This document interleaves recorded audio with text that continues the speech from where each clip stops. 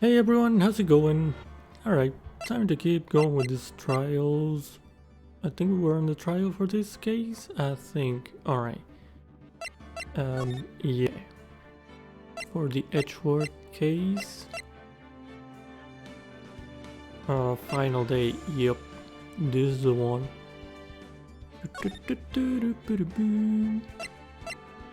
Yes. Alright, here we go.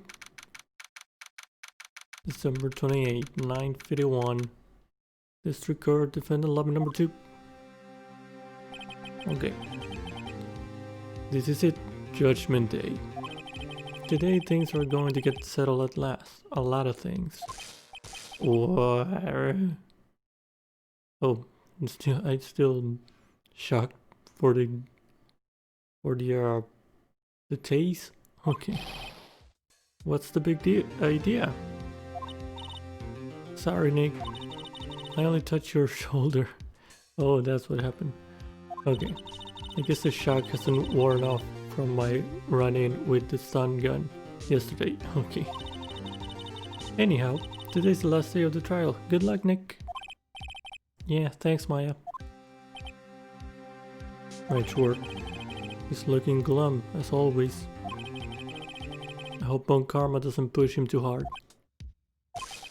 Whoa. What are you doing? Sorry, I'm sorry. I just thought I'd cheer you up with a pat on the back. No.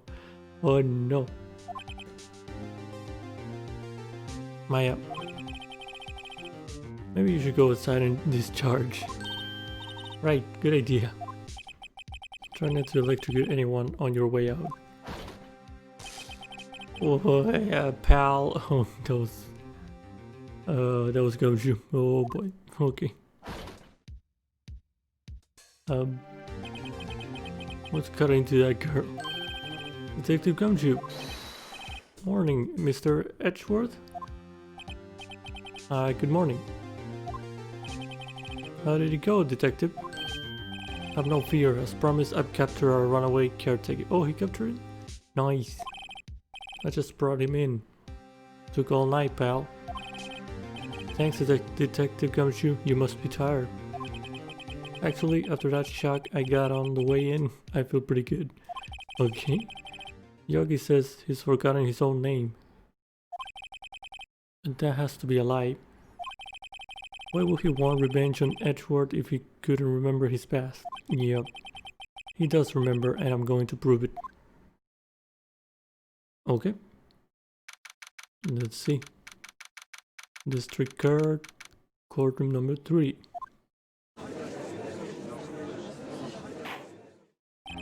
Yep. Court is now in session for the trial of Miles Edgeworth. The defense is ready, Your Honor. ... Prosecution is ready. Okay. Right, very well. We have reached the final day of our proceedings in this trial. Alright, and this day, the other case is gonna end, right? It's gonna, I don't know, like run out of time. I forgot the proper term for it, but yeah, the DO6 incident case. Yeah, convenient. Okay. Yep. I asked that the prosecution submit decisive evidence. Understood. Come on, don't be awed into silence by every little thing he says. Very well, Mr. Bon Karma, your opening statement? Right. Thanks to Detective Gumshoe's efforts, the boat rental shop caretaker has been arrested. In yesterday's trial, the defense asserted that the caretaker was the murderer.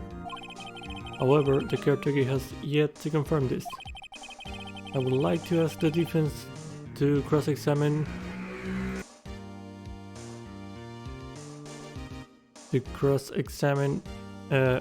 him as much as necessary. Okay, sorry for that, I had to cut because loud bikes. Okay. Yeah. As much as necessary. This is weird from him. Very well. Please bring the witness into the courtroom. Okay, he's back. Ladies and gentlemen of the court. I believe you all remember our witness. He lives in the boat rental shop on the lake from where he witnessed the incident. In addition, he has currently lost memory of his name and identity. Witness, why did you run away yesterday?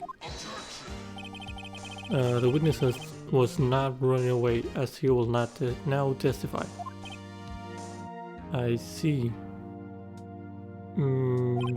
Big doubt. Very well, please begin your testimony.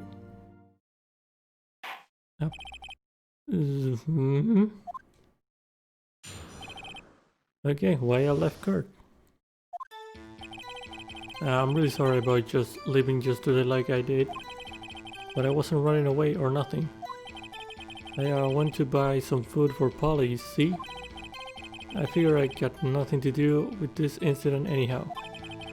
I mean, I'd need one of those motive things, right? And I don't got one. So my testimony yesterday stands as is. Well, that was very helpful. Very well. Let's begin the cross-examination, shall we? He has to know his name. Yanni Yogi. You're Yanni Yogi and I'm going to prove it. Yeah. Alright. I'm pressing on everything. Okay. Oh, actually, let me do a little change real quick. Gonna change this bar over here to this side. Oh, it disappeared.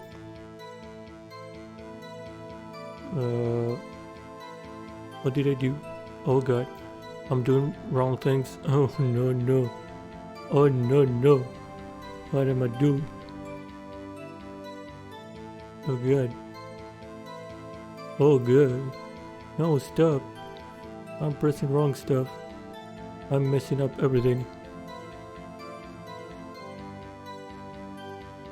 Oh, there it is. Okay, I just hit it up above the screen. Okay, there it is. Okay, much better.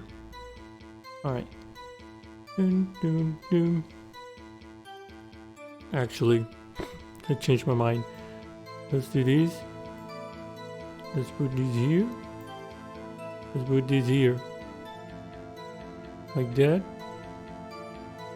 And there you go. Yeah, okay. I like that better. Okay. Anyway, back to this. I'm really sorry about just leaving yesterday like I did. Press. I call what you did running away and not just leaving. Yeah, you heard Larry's testimony and realized you were in danger. No objections. What? No. Okay.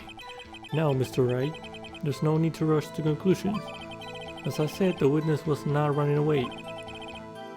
Listen to the testimony. He sure seems relaxed.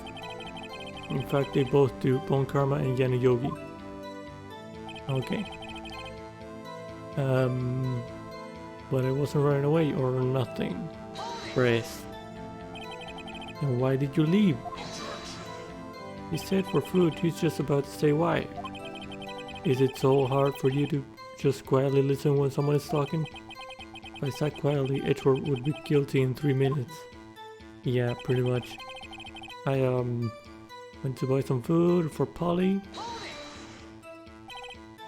Food? Well, Polly is a bit of a gourmand, you see. Gourmand? Okay. She only eats these high quality bird pellets from France. Whoa. Oh, they only have them in the big pet shop downtown. But you weren't arrested until this morning. Why didn't you go back to the caretaker's shack? Well, I kind of got lost, you see. Big doubt. The witness has trouble remembering things sometimes. When the police apprehended him, he was on his way back to the shack. Yeah, right. Nice try, Bon Karma. No one's going to believe that. Let's see. So he was lost. Okay. Please, Your Honor, come to your senses. Nah. I don't think he will. I figure I got nothing to do with this incident anyhow. Press. You've lost much of your memory, is that correct? Yup, seems like it. And how could you know that you didn't have anything to do with this incident? Huh? Or maybe you're lying about not having your memory, You know exactly who you are. The witness has testified quite clearly that he has no memory of who he is. If you claim he's lying, then show the court proof. How am I supposed to prove what's going on in the old Cutcher's head? I don't know what that means. That's impossible. I'm glad you come to your senses, Mr. Wright. Very well, witness. Please continue. I mean, I need one of those motive things, right? And I don't got one. How can you say you had no motive? I say you do. You had a grudge against Edgeworth and the victim Robert Hammond. That's why you took revenge on them, right? You want proof? Please don't make me repeat myself, Mr. Wright. This witness has no memory of anything beyond several years ago. He can't hold a grudge, it's impossible. I have to prove he's lying about his memory. Otherwise it's going to be the same thing over and over until the trial ends. Oop. Might I say something, Mr. Wright? Yes, Your Honor? You've been saying the same thing now over and over. You've been calling the witness' memory of the past or lack thereof into question. But these really have anything to do with the current case? Of course, Your Honor. The witness has said he has nothing to do with this case and no motive. Both of these statements are lies. Hell yeah. They be lying. Order. Mr. Wright, there's a serious problem with your claim. Or are you saying you know who this witness is? Of course, Your Honor. Snap. Oh, now this is interesting. I would like to know myself. So, who is he? Don't play dumb on karma. Okay, Mr. Wright, please tell us this witness' name. It's Robert Hammond. Okay. It's Yana Yogi. His name is Yana Yogi, a former curb bailiff. Yogi? That name seems familiar. Oh, Yana Yogi from the DL6 incident. Oh, he knows. Figures the judge would have heard of it. It was such a famous case. But what does this mean? Your Honor, if this man is Mr. Yogi, then he has a clear motive. This disc. Okay. No. Jump into conclusions again, Mr. Wright. This witness is Yana Yogi? Fascinating. However, how do you propose to prove this to the court? This is a court of law, as you may recall. You need proof. And allow me to repeat once more that the witness has lost his memory. This is it. I have to do this now. If I can't prove he's Yogi right here, right now, then I got nowhere else to go. Oh shit, Nick. How are you going to prove it? How can you prove that he's Yana Yogi? It's okay, it's actually quite simple. Your Honor, please take this man's fingerprints. This man's. Then we'll compare them to the fingerprints on file for Yana Yogi 15 years ago. Now see, that makes sense. Okay. This disc, what are you disking? What are you disking, huh? Nani? I'm so very sorry, Mr. Wright. What, the files got lost or something? Why? The witness has no fingerprints. You fucking what? What? What? No fingerprints? You see, before I worked as a caretaker, I worked at a chemical plant. A chemical plant? I burned my fingers working with the stuff. Yup. What? Yogi, you sneak. You burn your fingerprints off to hide your past. Well, if the witness has no fingerprints, I guess we will not be able to prove his identity. Well, we're fucked. No. Well, that will you... What will you do, Mr. Wright?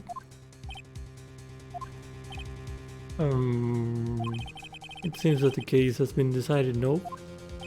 No. I know what happened. I know everything. I just can't prove it. But no, I can't let it end like this. I can't lose. There has to be another way. Snap. There is no one who can testify as to who this witness is. No one. I mean, Edward can, right? Nick, what are we gonna do? I didn't even consider that he might have erased his fingerprints. What do I do? Well, Mr. Wright, perhaps you'd like to cross-examine his parrot for a little comic relief, hmm? Yeah, actually... Parrot could, no, I don't know. Very funny, you're a sore winner, Bon Karma. Wait a second, wait, is he gonna say that about the parrot? Cross-examine his parrot? I mean... What is it, Nick? No, you're not going to. Yes, Your Honor, I want to cross-examine the parrot. The defense would like to take Mr. Bon Karma up on his proposal. Take Mr. Bon Karma up on my proposal? Exactly, Your Honor. We're cross-examining the parrot. The witness bad parrot. Yup. Oh boy. Order, order. Well, what do you think, Mr. Bon Karma? Need you even ask? This is a farce. I object. Wait a second. You were the one who suggested I cross-examine the parrot, Bon Karma? I mean, he ain't lying. I have a right to do as you suggested. Well, if you're so desperate, then please be my guest. Of course, should you go through with this and nothing comes of it, then I hope you're ready for the consequences. Yeah, that could backfire. But yeah, Nick, this is crazy. I mean, it's the only thing I have right now. So you want to go through with your little game? Yes, I'm doing it. Let the parrot take the stand. I will cross-examine her, Your Honor. This is most ridiculous. This is the most ridiculous thing I have ever heard. Bon Karma's wrecked every person's testimony, every piece of evidence, except the parrot. It's my last chance. I mean, at least I think so. Okay. Bailiff. Bring in the parrot. Oh no. Okay. Well, here we are, in front of a parrot. Okay, that's quite a bird. Please tell us your name. Name. The witness is ignoring me. You must hurt to be ignored by a bird. Very well, witness. Who is your owner? Please testify for us. Okay. Who is your owner? Hello, Squawk. No. That's it. That's the testimony. Oh man, how do we get here?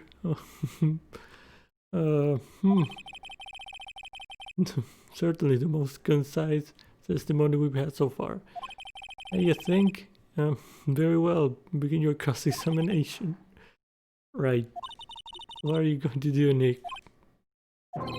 I don't know. What do we do, Maya? Oh boy. Who be going to jail tonight? A parrot, maybe? No, I don't know. How you doing, Grizz? How's your Saturday been? Oh man, yes, we're cross-examining a parrot. Your eyes are not deceiving you. This is the only thing we can do right now. No, the parrot didn't do it, but he might know the real name of this guy. So yeah. Okay. We're doing this now. Okay. Hello, Squawk. That's it. That was his whole testimony. Okay. Dot. That's it. I'm gonna press him. It's like a real life case, actually. Really? Did it really happen? I don't know. Witness, you can't just say hello and expect us to get anywhere. I want you to testify. Maya, you talk to her. Right, what do I say? What's your name? What's the safe number? Why? I mean, the paper was in the safe. We forgotten something. We forgot. Oh yes, maybe. If I say that, she has an answer for his name. This did happen to kill a woman, and the parrot saw who did it, and I did the guy, and boom, jail. Really? Oh my god, that's crazy. That's crazy. I think I'm going with have we forgotten something. Yeah. As I recall, 2 days ago. Polly, have we forgotten something? Squawk? Don't forget the old 6. There it is. That's what it was. That's what I need. If I can get Polly to say that here, that will prove that the caretaker had something to do with the L6. Got him. Polly, have we forgotten something? Dude, say it. Squawk. Yeah, like, dang. Imagine being in jail and someone asks, how are you in jail? Yeah, that's a bit weird. Dude. Hello, Squawk. What the hell, man? Parrot put me in jail, yeah. That's not what you answered before, come on. That's not what you're supposed to say. Forgot something? We forgot. Hello, Squawk. Uh-oh, it's not working. Nick, she won't say it. This is ridiculous. Why won't she say it? Is this something the matter, Mr. Wright? Wait. Don't tell me Von Karma expected this. Did he really talk to the parrot? And he couldn't have retrained the parrot, could he? Did he train her not to respond when we asked if we'd forgotten anything? Oh boy.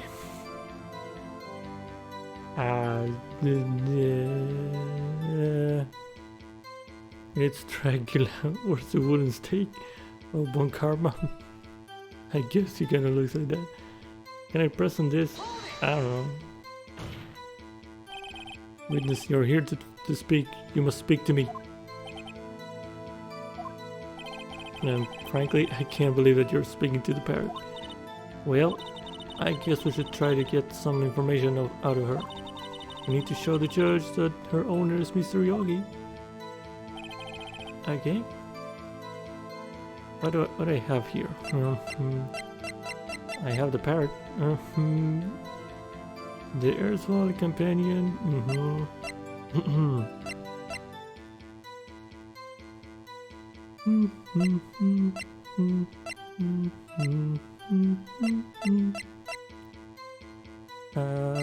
Yogi, Yogi, Yogi, Yogi.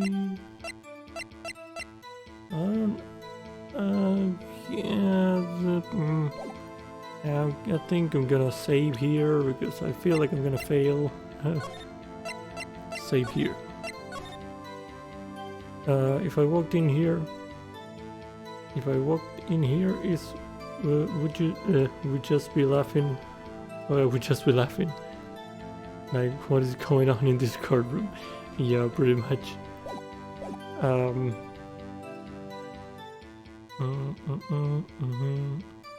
Can you press and ask something else? Let's try that. Witness, you can just say hello, yo, blah blah blah, talk to her. What's your name? Maybe I should get her to say her name. Polly, Polly, what's your name? Polly, Polly, crack. Okay. Mr. Wright? I think we've established that this parrot is named Polly. Well, that's some progress, I guess. Does this have anything to do with her owner's identity? Yes, no. Polly. No. No. Yes. Oh, no. Yes. Sure. Yes, it does. Does? Fascinating. You claim that the parrot's name will prove her owner's identity? I don't know. Then show us this proof. Nick, don't you think you're taking the bluffing a little too far? Oh boy. Listen. We're not here to answer the question of who is the caretaker. We're here to prove that he is Yanni Yogi. All we have to do is tie the name Polly to Yogi. Ow. Yogi, Polly, Yanni, Yogi. I don't know. Your Honor, the proof that the parrot's name reveals the caretaker's identity is the 6th incident.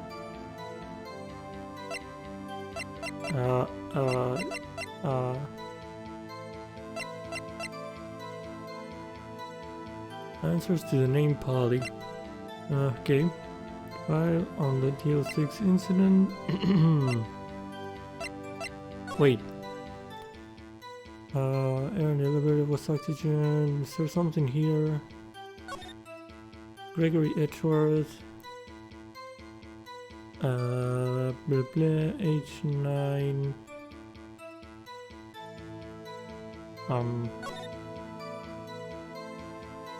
Oh, I got it. Member hosted to the oxygen deprivation after his arrest. Fiancé Polly Jenkins committed suicide. There we go. There we go. I forgot about that. Trapped in elevator with Edgeworth. Memory loss due to oxygen deprivation. Yep. Yep. I got you now. Yes. There it is. The DL6 case file. That's quite a large file you have there. Which page is this proof on then? Number 3. Show us or stop wasting our time. Very well. Mr. Wright, please show us the page. Where is this file? Where in this file is the information connected to this parrot's name? I don't remember the title, but it was the suspect. It was the third one. Suspect. It's on the suspect data page. This page has all the information about Yanni Yogi. Right after he was arrested, his fiancée committed suicide. See? Indeed, it does say that. Yes. What was his fiancée's name? Polly Jenkins. Polly? Exactly, Your Honor. He wanted to remember the name of his fiancée who had committed suicide. That's why he named his parrot after her. Got him. I see. I guess that is possible. What? Becca, a mere coincidence, that's all. My granddaughter has a dog she calls Phoenix. Calling me a dog? Well, Mr. Phoenix, right? Does this make you my granddaughter's fiance? She's only 7 years old. Oh no. Indeed. Alone, it is a little weak for evidence in a murder trial. We would need some other corroborating evidence. Where am I going to find that? Nick, we're getting closer. One more. If we can just get one more piece of evidence. Right, but what? Very well, witness. You may continue. Yeah, dang. Ding. I guess I can ask the other question. I don't know. Witness, blah blah blah. Might you talk to her? What's the safe number? Sure. Maybe I'll get her to say the number of that safe. The safe? Let's just try to get her to say anything, okay? Holly, what was the number of the safe in the shack? 1228, 1228. Okay. My, what a reckless pair. Well, Mr. Wright, you're claiming that this number has something to do with the caretaker. Oh, maybe it is. I didn't check the file that... Well, wait. 12/28. That's December 28. Wasn't it when DL6 happened? Yes, it does. Actually, it does. That's why I had her say it. Ah, ridiculous. How can the number to a safe tell us who the caretaker is? Snap, show us your proof.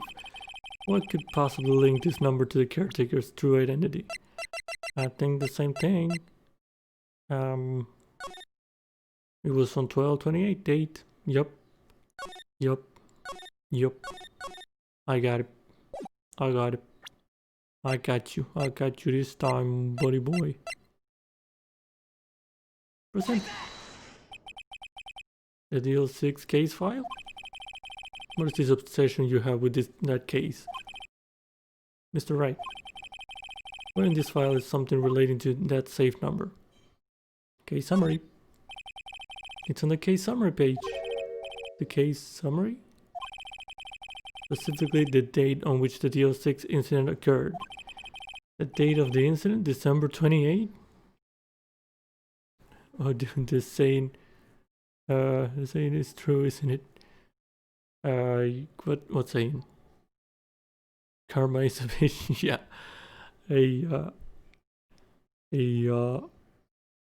Yeah. Pretty much. Why, that's today's date. 15 years ago. Yep. And the number of that safe is 12/28. Ah. He used the date of the DL6 incident as the number for his safe, Your Honor. That's how important that date was to him. I see, it certainly is an interesting coincidence.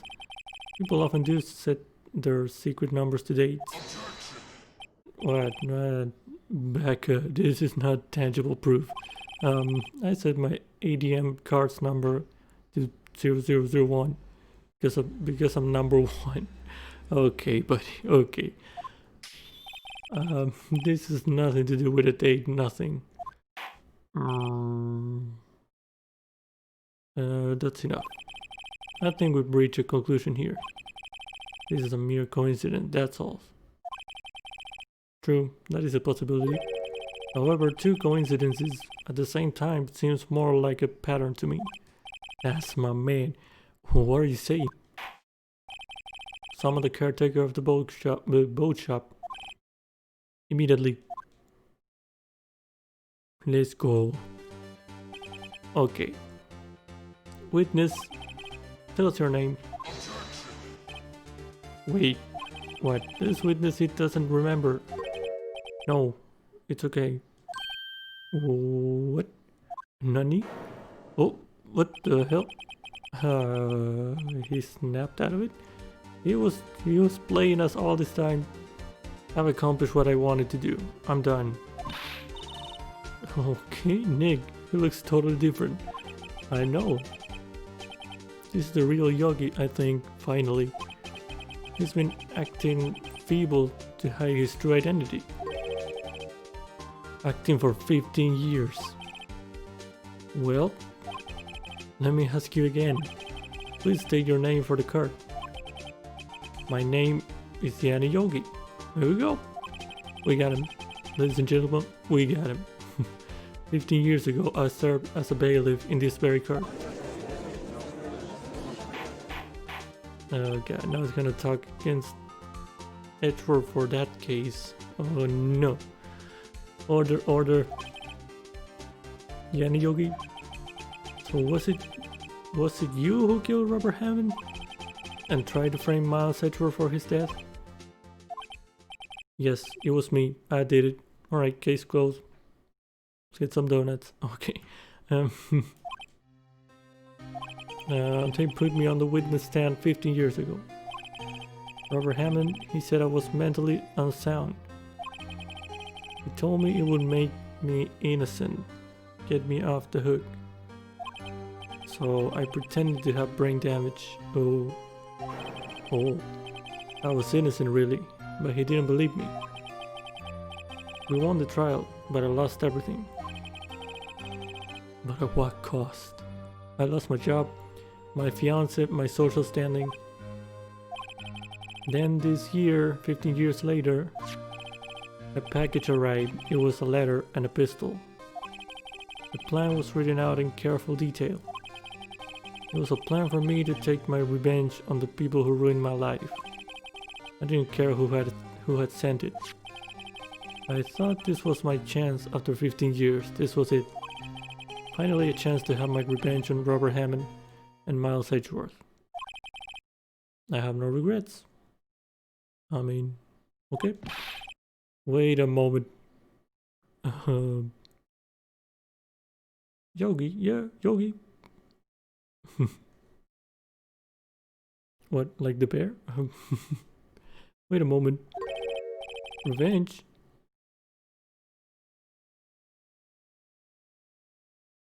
Let's get the shite end of the stick. What? Revenge against Miles Edgeworth? What do you mean? I'm not at liberty to speak on that matter. Why don't you ask Mr. Edgeworth yourself? Anyway, I admit it, I was the one who killed Robert Hammond. Okay, so we solved that case. And not the other one. But karma. Time to steal some bacon baskets. Hey boo boo. Oh boy. It's been a while since I saw that.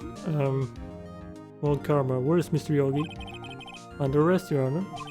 I saw no room for error in his confession. Then the defendant Miles Edgeworth is innocent, in this case at least. Very well. Oh, now he's gonna bring up the other case. Just wait for it. Will the defendant please take the stand? There are a few mysteries left unsolved. Still, you are cleared of suspicion for this particular case. Shouldn't we do this a different day? Well, any objections?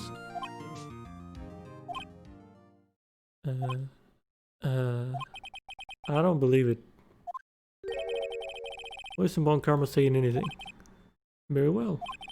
This court finds the defendant, Mr. Miles Edgeworth, not guilty. Let's go. Whee, confetti. Hell yep. We done did it. Done. We go home. That is all. This court is adjourned. Object.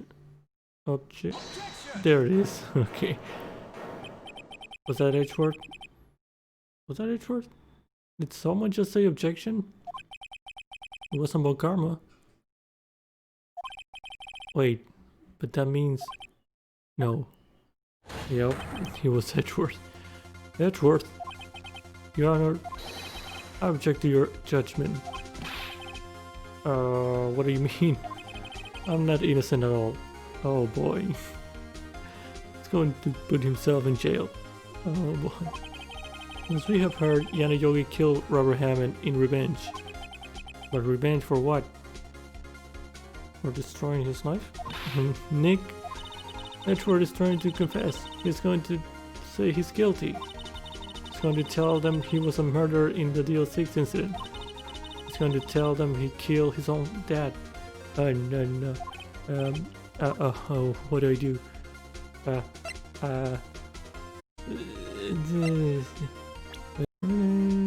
Take it from Gregory Edgeworth. Oh no. Okay. I have my phone.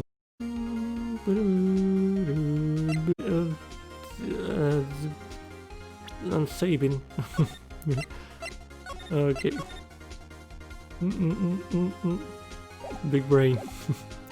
Objection. Nice. Oh, it is working. Nice. The judgment has already been passed. I object to Edgeworth's outburst. Didn't something like this happen yesterday too? I believe a certain witness raised an objection after a guilty verdict was passed. That would be Larry. Yeah. We must hear this new statement. Snap. We must hear Miles Edgeworth. He's right. We have a duty to hear Mr. Edgeworth out. Oh boy. For 15 years, I have had a recurring dream. Edgeworth is an idiot. Okay, that's what I told myself.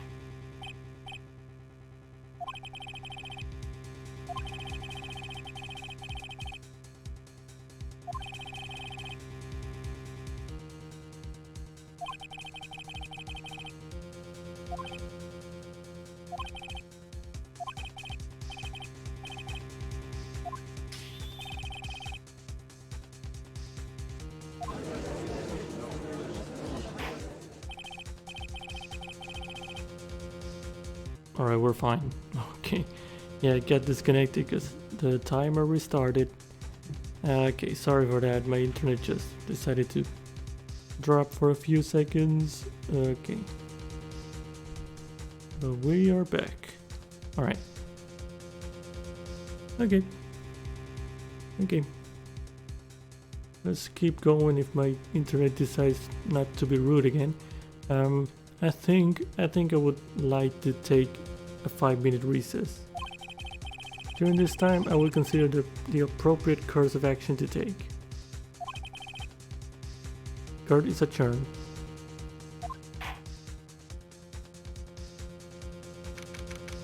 Okay, December 28, 2:24 p.m. District Court, Defendant Lobby number 2. I'm sorry, Wright. I've just wasted all of your effort. Mr. Edgeworth, I just don't believe it, sir. I mean, you killed your dad. I didn't want to believe it myself, Detective. But it's the truth. I deserve to be punished. Murder is murder, no matter what the circumstances. This is crazy, just crazy. Nick? What are you doing? Huh? Oh, I was just reading through the car record once more. I'm getting my case ready. Your case for what? Isn't it obvious? I'm going to prove that Miles Edgeworth is innocent. My man. What are you talking about, pal? He just admitted to it. He confessed that he did it in court. I'm sorry, Edgeworth, but I don't believe your nightmare. Well, I don't believe in your nightmare. What? It's just a dream. The truth is right here in this court record. In any case, tighten your belts, the real fight is just beginning. I'll prove you're innocent. Trust me. Right. Okay. December 28 to 30 p.m. District Court, courtroom number 3. Now then, I would like to resume our trial. Alright. Here we go again. Oh shit, here we go again. Judge Miles Edgeworth has admitted his own guilt.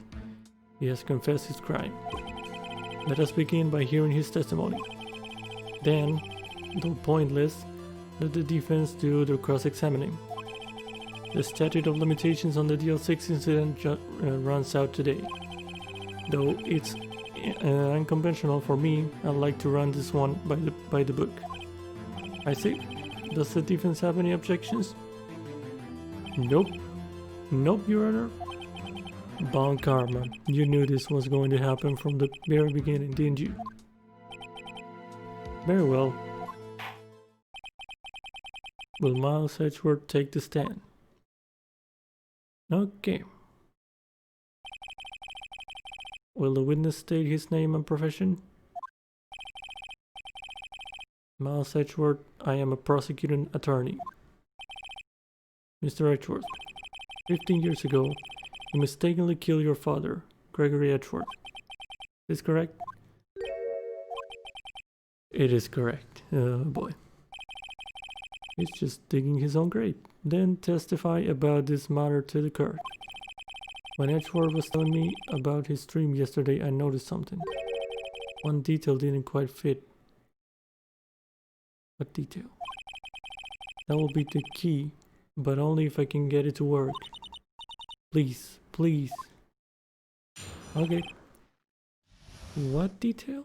The DL6 incident. That day I had gone to the courtroom to observe one of my father's trial. As we went to leave, an earthquake struck, trapping us in the elevator. Yes, my father and Mr. Yogi lost their composure and began to argue. Just then something heavy fell at my feet. I picked it up and threw it at Mr. Yogi. I wanted them to stop fighting. A moment later, there was a single gunshot, then a scream. It was a terrible scream. I remember it to this day. That's all.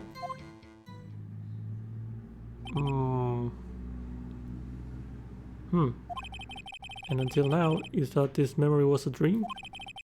We were stuck in that elevator for 5 hours. The oxygen in the elevator ran out, and I lost my memory of the events. Beh, the same claim Mr. Yogi has made. Very well. Mr. Wright, your cross-examination, please. Yes, Your Honor. Okay. Okay. Alright. First of all, saving. Okay.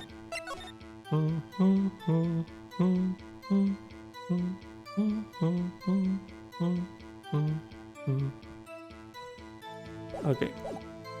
That day I had gone to the courtroom to observe one of my father's trials. Press. What was the trial your father was involved in on that day? Let me guess, he's gonna object that it has nothing to do with it. I don't remember things very clearly. Only 2 things. I know my father lost, and Mr. Von Karma was the prosecuting attorney. Okay, alright, Mr. Von Karma, you were handling that case? It was 15 years ago, I don't remember the details. That was when Edgeworth pointed out the problem in Von Karma's evidence. Okay, as we went to leave, an earthquake struck, trapping us in the elevator. So there were 3 people, including yourself, trapped in that elevator. Yes, myself, my father, and Yana Yogi. We were fine at first, but then as time passed and no one came to help, my father and Mr. Yogi lost their composure, began to argue. What did you do then? I was a 9-year-old boy at the time. What could I do? I was scared, trembling in the corner. But then, just then something heavy fell at my feet. Okay. What was it? A pistol. I assume it was the bailiff. Yanni Yogi's.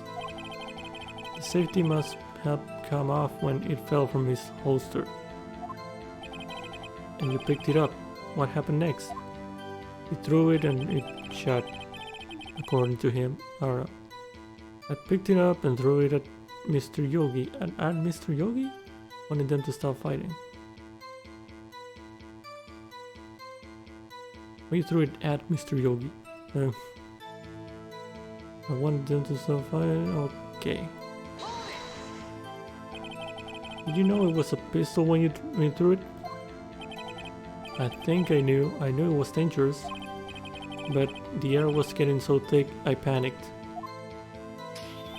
Snap, so you're saying that you threw the pistol at Mr. Yogi? I was in a daze. A moment later, there was a single gunshot and a scream. Oh. Well, I don't know. The gun fired once?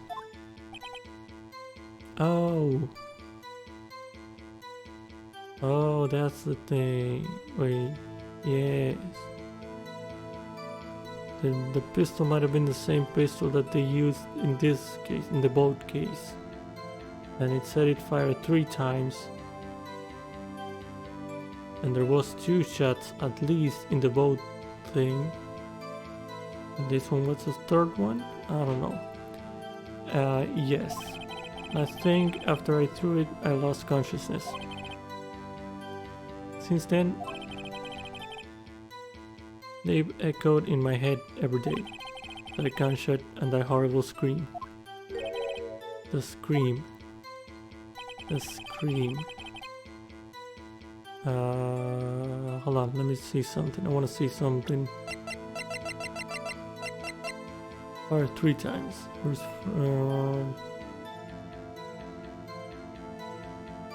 First prints from Edgeworth's right hand. Oh, hold on. Maybe it does. Can it still have the fingerprints from 15 years ago? Because maybe that's right then.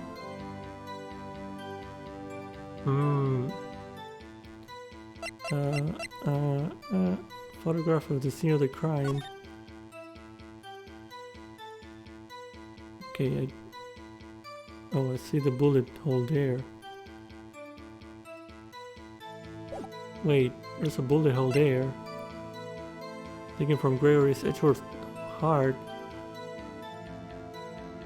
Wait, I'm confused. Why is there a bullet hole there if it was taken from his heart?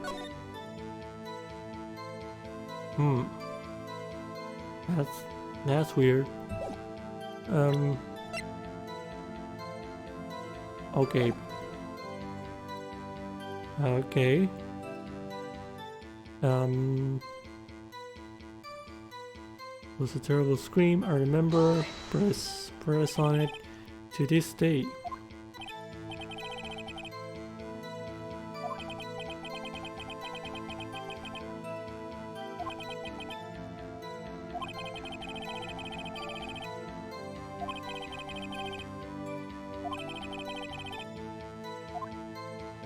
Alright, we're back again. Oh my god. My internet's been an ass today. Holy.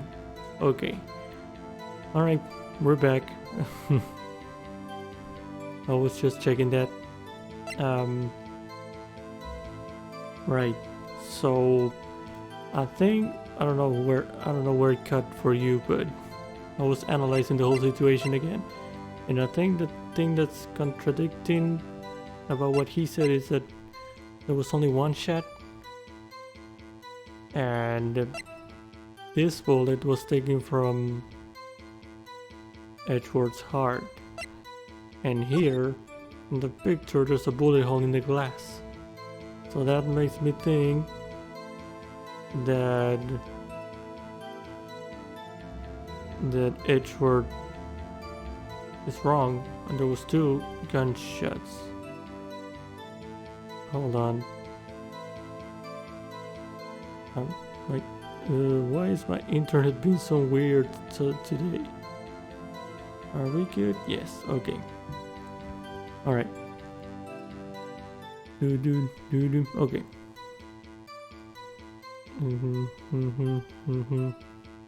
Okay. So yeah, I'm going for that. I'm going with that right there. I guess the picture, yeah.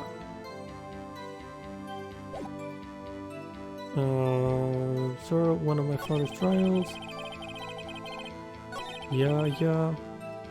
Composure began to argue. Whether did they start fighting? A single gunshot. Here we go.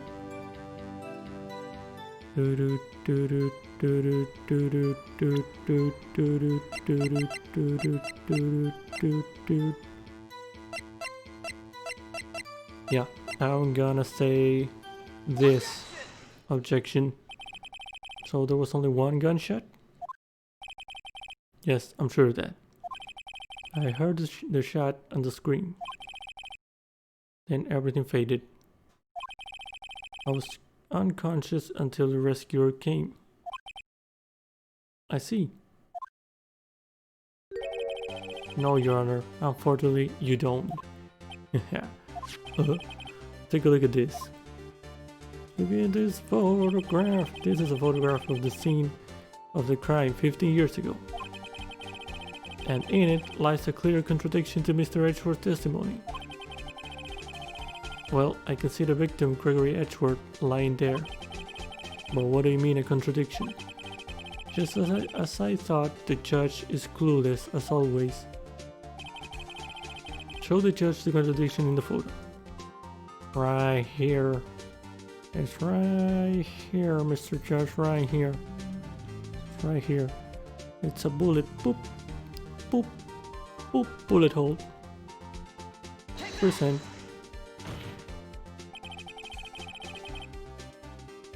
As should be obvious, the contradiction is here.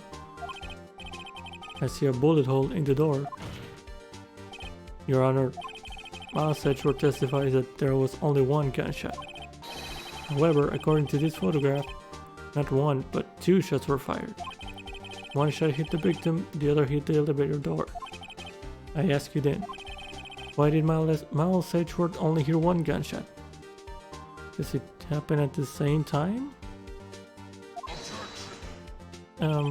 This photograph does seem to confirm a 2nd shot. However, when was the hole in the elevator made? It might have been there before the incident occurred. Oh wait, what if the gunshot came from outside?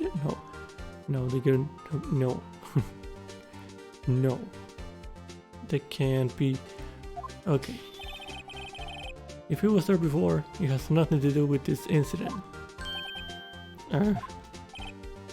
Mr. Wright, you have proof that this bullet hole was caused at the time of the incident?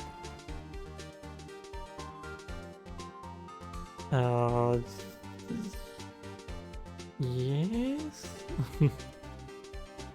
It said the bullet has had markings, so I don't know. Yes. Your Honor, I think I will be able to show you proof. What? Impossible. Now, Mr. Bankara, save your surprise for after you've seen the evidence. Very well, Mr. Wright, show us your proof. What do you have that proves the bullet hole in the door was related to this incident?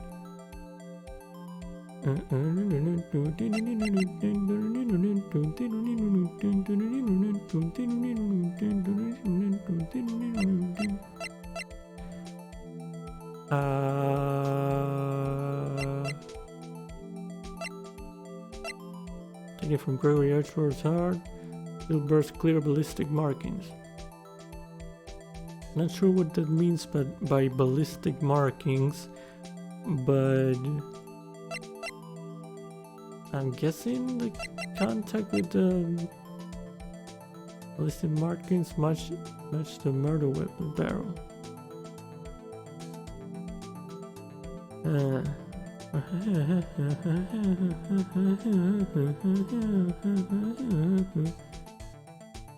I don't know, me. I don't know.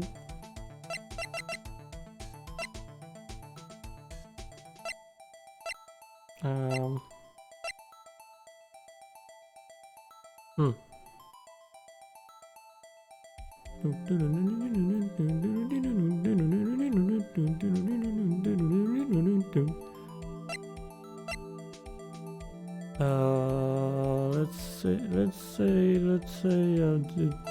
this. I'm not sure, Mr. Wright. Please think how we feel having to look at this evidence time and time again.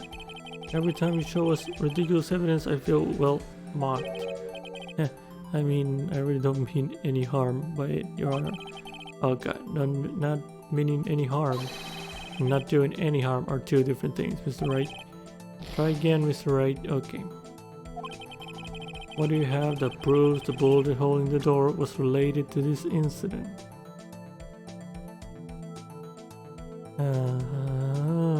Oh no. This fired 3 times. But weren't 2 shots of them? I don't remember the boat case. How many shots were there? There were 2 shots because the...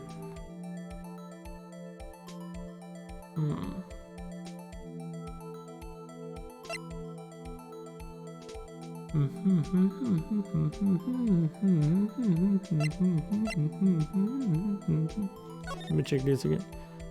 Air in the elevator was... Oh. Wait, was that why? If it would have been open, would they have oxygen problems? If the hole was there before?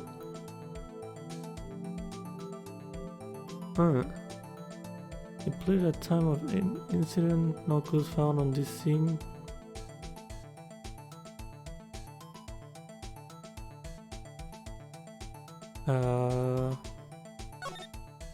It's turning to an elevator returning from Australia with sun. One bullet found in heart. The murder weapon was fired twice. Oh, there it is. I forgot about that. Well, there it is. There's the proof. Okay. Your Honor, the answer is in this file. You do enjoy dragging out that file, don't you? I don't accept this evidence unless you can tell us what page it's on. I know it. Which page shows the link between this bullet hole and the DO6 incident? The victim data. Look at the victim data in this file. Data, whatever. It says it quite plainly. The murder weapon was fired twice. I completely forgot about that. Miles Edgeworth only heard 1 gunshot. Yet the murder weapon was fired twice. Got him. Order. Mr. Wright, where are you driving at? And simply, Your Honor, at the time of the incident, 2 shots were fired. One went into Gregory Edgeworth's heart, the other hit the elevator door. Remember that the defendant lost consciousness after the shot he fired rang out. Oh, so he shot and then the other guy took the thing and killed the father, right? Is that what happened? In conclusion, we must agree that the second shot was fired by someone else. Mr. Wright? But who could that someone else be? Yogi? The murderer, of course. Or Bon Karma. I knew I should have stepped in before your wild fantasies got out of hand. Mr. Wright, look once more at the Deal 6 incident case file. Look closely. Try the case summary page. The case summary. That's on page 1. Look what is written there. Not a single clue was found on the scene. If the pistol had indeed been fired 2 times, then the other bullet would have been discovered on the scene.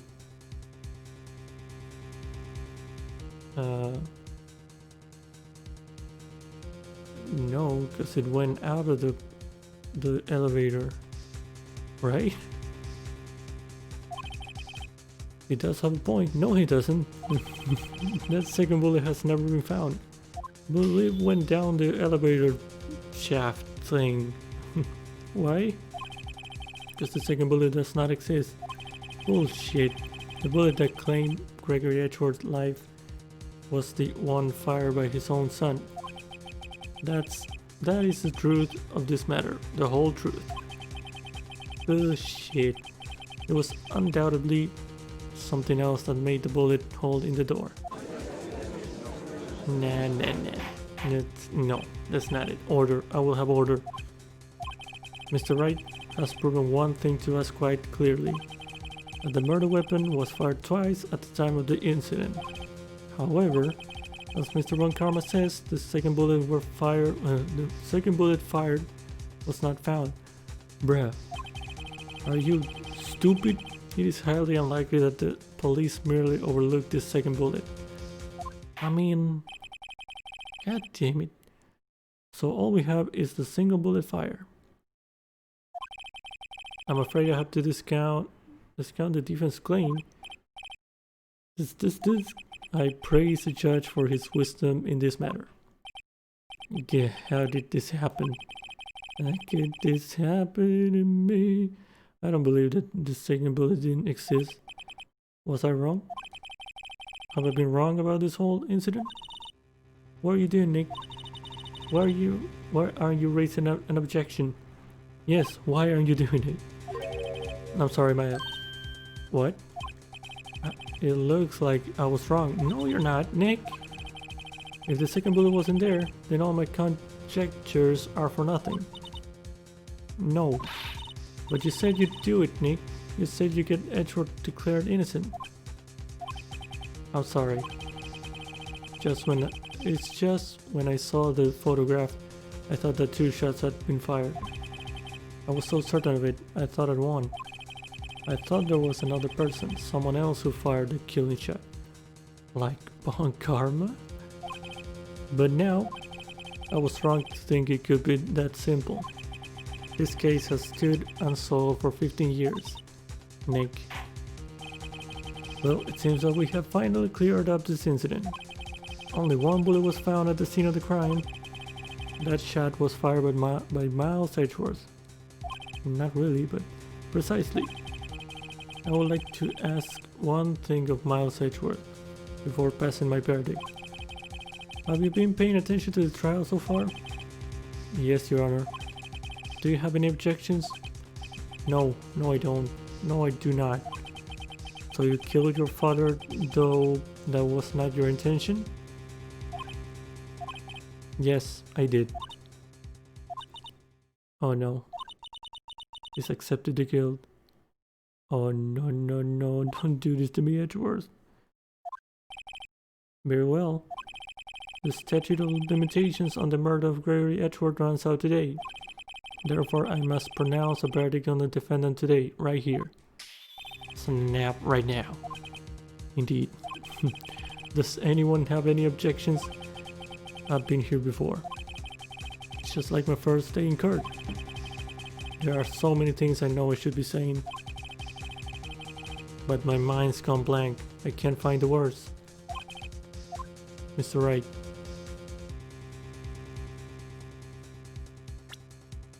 Saving. Okay.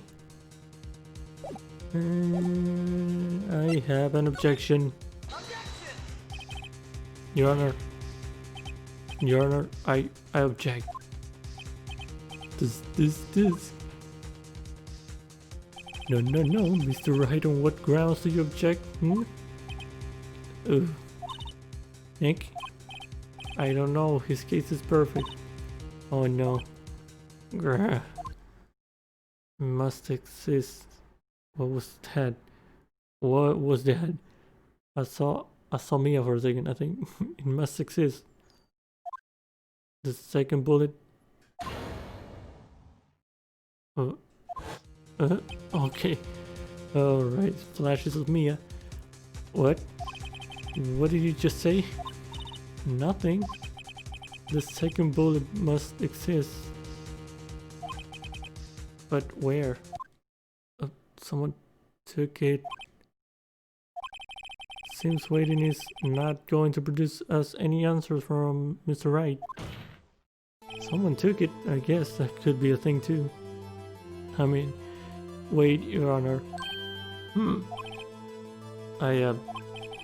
The second bullet, it existed. What? Well, we've just heard proof that it did not exist. I realize that, Your Honor. I'm really grasping here. Firmly grasp it. It's just someone took it from the scene of the crime. That's what happened. But who? The murderer? The murderer? Then tell us just who is the murderer. I'm still thinking about that one. Well, the criminal took the second bullet, but why? Huh? First of all, how would they have found it? Not easy to find a stray bullet, Mr. Wright. Was there some pressing need for the murderer to search for that bullet? A pressing need for the murderer to search for the bullet. The murderer had to find it. The murderer didn't need it. I mean, to prove his innocence, I guess. I don't know. He had to find it. Oh, of course there was a need. I should have said. Of course there was a need. That's why they took it. Bleh. What possible reason could they have had? Well, the reason the murderer took the bullet away from the scene with them is the bullet would be proof the murderer was cautious.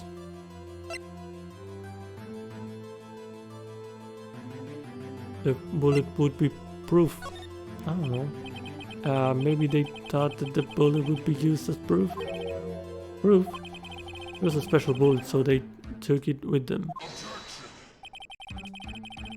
If that was the case, and they should have taken the bullet from inside Gregory as well. No. Why would they do that? Huh? Why would they only take one of the two shots fired? Alright. Because they know the kid got... No, I don't know, this is weird. Mr. Wright, have you really thought this through? I mean, I'm gonna have to penalize you. Fake. This isn't going so well. Was there some pressing need? I guess the other one. Murder didn't... Oh, I'm back here.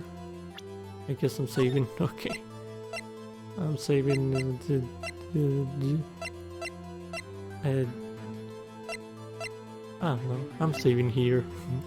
I'm creating a new slot there. Okay. The murderer didn't need. The murderer had to find it. Of course, there was a need. There was something they took it. What possible reason? The murderer was cautious. Ah, well, the murderer was a very cautious sort, you see. That's why the murderer had to search for the bullet.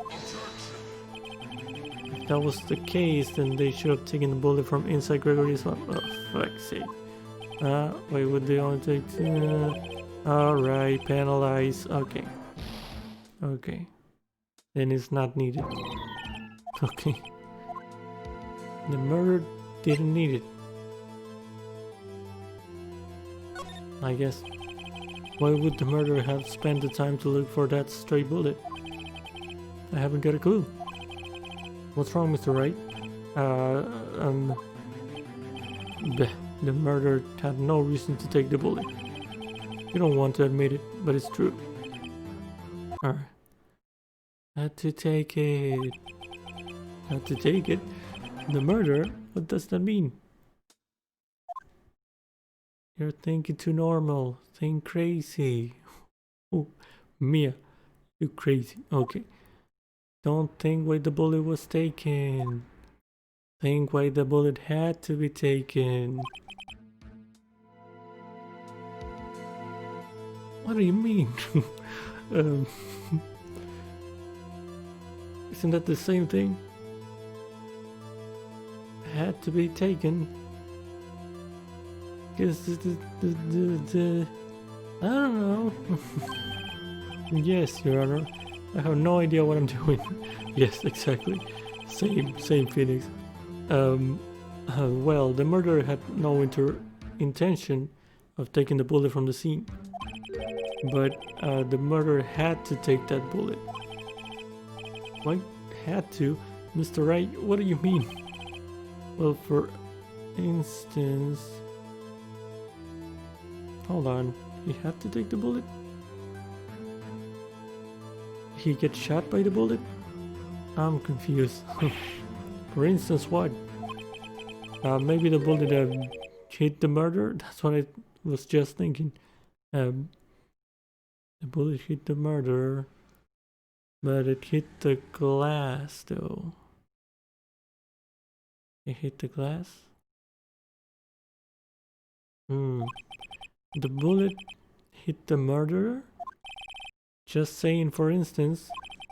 I mean, if it hit you, you would have to take it with you, wouldn't you? It's not like you could perform surgery right there. You know? I mean, he ain't wrong. Wait a second. I was just talking off the top of my head. But what if that's really what happened? Let me get this straight. So at the time of the murderer himself was shot. And they left with the second bullet still inside of them. Thus leaving only one bullet at the scene of the crime. Yes, I guess that's how it would work. But there's a problem with that. The other two people rescued from the elevator, while Sechor and Yanayogi were both unharmed. So that would mean someone else is the murderer. But karma. The murderer came from outside. Yes, that's what I said. He shot from outside. But how the hell if he was stuck? How did that happen? The murderer came from outside. Yes.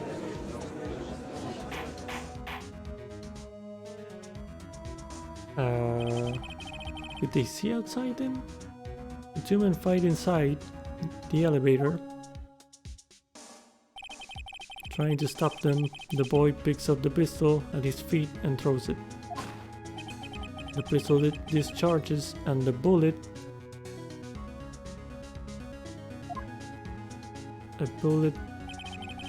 goes through the elevator door and hits the murderer outside. Oh, that's very convoluted. The bullet goes through the elevator door and hits the murderer outside. So bong karma, okay. We're saying it's Bon Karma. I'm calling it. The boy loses consciousness when the murderer opens the elevator door and sees the men inside. You open it?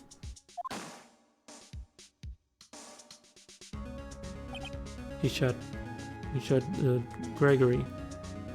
Mr. Wright, you are truly the most unpredictable defense attorney I've ever known. But how? He just opened the elevator door. Weren't they stuck? I'm confused. I can tell you're grasping, yet I cannot deny the possibility of what you say. What are you saying? Deny it. Deny it.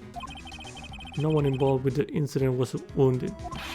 There was no murder. Why so nervous, Mr. Bon Karma? Huh? No one was wounded at the time of the incident. He's right. I can't think of anyone. Hey, Nick. Huh? I just thought of something really crazy. What, the Bon Karma was there too? On the building? That day? Yeah. Crazy? Remember what Mr. Crosper said yesterday? Not really. What did he say? Remind me, please. Gregory Edgeworth dealt a blow to his perfect trail record. Oh, he went on vacation. Yes. Wait. Who went on vacation? Bon Karma, right? Oh, maybe that's why. To heal from that wound. Not for his ego being destroyed. Okay. Wow. It must have been quite a shock for Bon Karma. He took a vacation for several months after that. You see? Oh, suspicious much? Yes, an unusual event for the man. That was the first and the last vacation he's taken in his many years of prosecuting. Yep, that's it. What if Bon Karma didn't take that vacation because of shock, but took it because he was injured? Ding ding ding! We got a winner, which would mean it could only mean one thing. He was the murderer in the DL6 incident. Bruh, mind blow. He was the man who shot Gregory Edgeworth.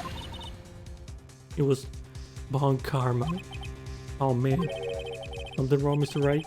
You seem dazed. No, Your Honor. Well, can you show us your shoulder, Mr. Bon Karma? Well, you have indicated the possibility that the murderer came from outside. Can you give us the name of your suspect? Uh-oh.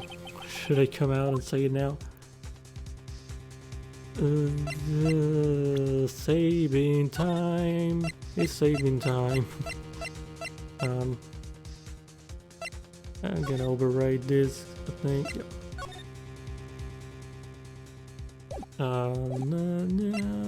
Say it now. Whoops, Your Honor. There's a suspect, one lone suspect. Well, this is certainly interesting news. Very well, Mr. Wright. Who is your suspect?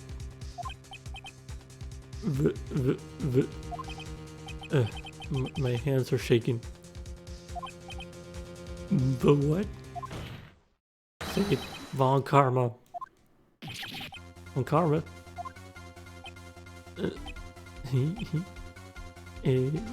Okay. You mean the Bon Karma? The prosecutor? The one standing right over there? Yup. Okay. You don't object? Okay. I see no need. Why honor this ridiculous outburst with my objection? Because you took a vacation for several months starting the day after the incident, yet you pride yourself on a perfect record. Why would you take such a long vacation without any reason? So you're claiming that I took a vacation to heal my injury from the incident? Fascinating. Prove it. I would have needed surgery, no? Where did I go under the knife at, Mr. Wright? Bring the doctor that operated on me. Have him testify. Nick, let's find out who his doctor is. It's not use, it's no use. Yeah, the case closes today. Edgeworth. I know Von Karma perhaps too well. He's perfect. He wouldn't leave clues. He probably didn't undergo surgery. That will leave a doctor as a witness. Or nobody said perfect. So what, Nick? Did Von Karma pull the bullet out of by himself? I guess, I don't know. That's insane. Is it? No, he couldn't have. You can't just pull bullets out of yourself. I mean, if you know, you can. Oh, wait. What does that mean? That bullet has to be somewhere, but where? Maybe he never took it. Maybe it's still in him, right? This. Well, Mr. Wright, can you produce evidence to prove that I was shot? Can I produce them? My God, I have to save again.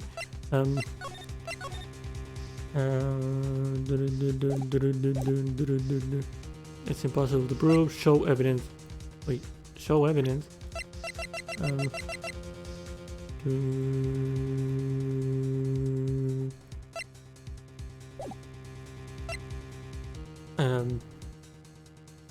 don't have the evidence. You have the evidence in you.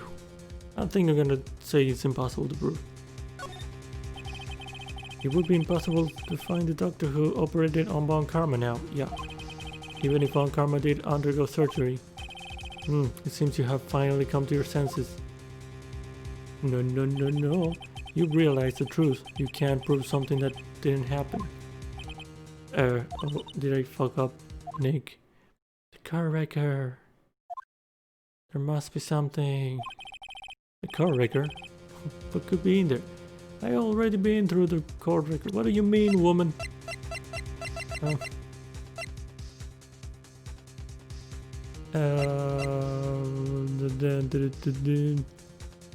Burst clear ballistic marking.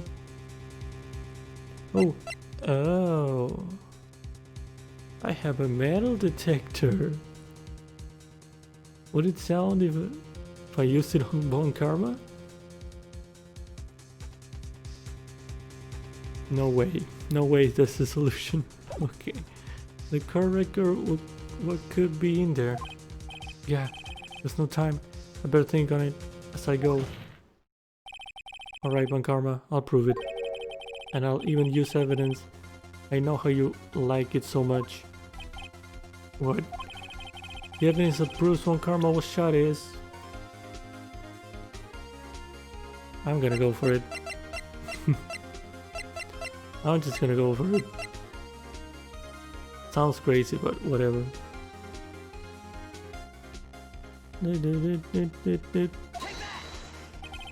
Von Karma is perfect. He wouldn't risk surgery, leaving an evidence trail. And here you go. So then I ask, where is that bullet now? I think it unlikely that Von Karma performed surgery on himself. You don't mean... I do. He still has it. And I have metal detector. I do. There is a possibility that the bullet is still inside Von Karma.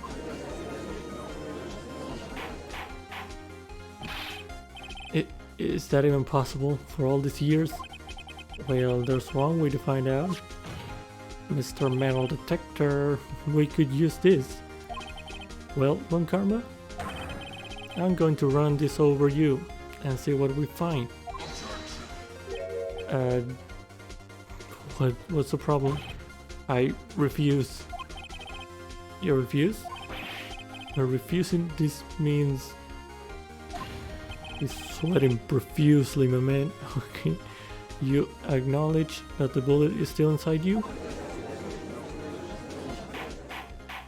Oh, we got him good. Order. Your Honor, the defense requests that we be allowed to use the metal detector. Judge, I call for a suspension of this trial. This is an invasion of privacy.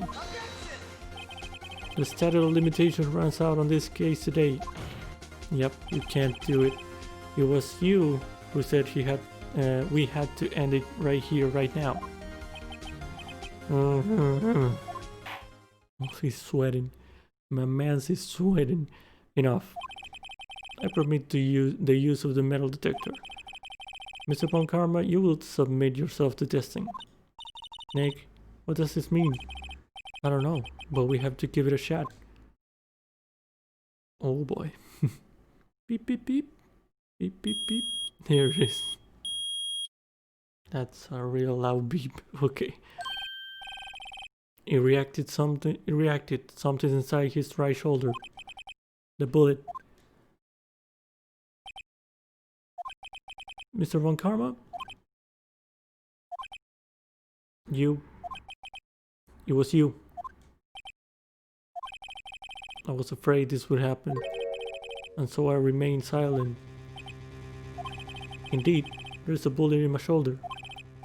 However, it has nothing to do with this incident. What?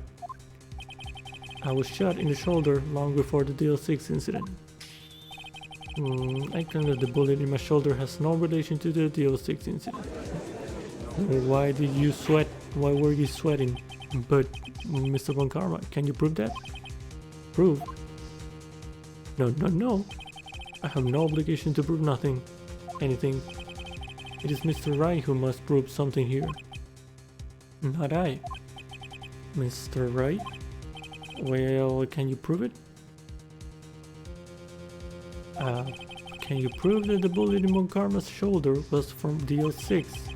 Of course he can't. You don't have any of the DL6 evidence. That's because you took it out of the records room yesterday. No. With no proof, you cannot convict me of any crime. So sorry, Mr. Wright. No, I'm the one who's sorry, Mr. Von Karma. What, not me? You were close, one day away from freedom. But you see, I have proof. What? Who would have thought you would dig your own grave trying to convict Edgeworth? I can link that bullet in your shoulder to the DL6 incident. You can? And here's my final proof. Oh boy, I can't say we're fucked. Okay. My final proof.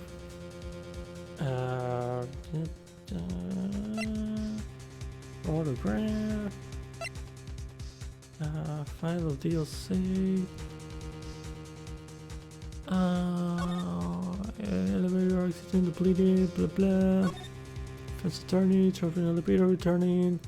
Lost trial with son. Murder weapon was fired twice. Car bailiff. Trapped in elevator with the Edgeworths. Memory loss. After his arrest, fiance, Polly Jenkins, blah blah. I am sweating profusely now. Okay. Polly, no. Make a noise, no. Oh, there it is. There it is. That's what it is. It's this gun. Yeah, there's the third shot. It has to be the same pistol that yeah, because he gave him the pistol with the letter to Yogi. So yeah, that's it. That's the third bullet right there. That's the. Oh, I had to cut the mic for a second. Yeah, that's the third bullet right there. Okay. Yep, let's do it. Nick? This is your final proof, don't you think you should choose a little better? Oh boy, well, you mean that was the wrong evidence? Everyone looks kind of puzzled. Mr. Wright? Why? Really? I was really sure about that one. Oh boy. Gonna save in the 5th slot. I'm using all the slots. Okay. Uh-oh, he's really mad. I have one last chance. I think you'd better dig out the right evidence and quick. Right. You got lucky on karma, but this next one is the real evidence, okay? I can link the bullet. Okay. And here's my final proof.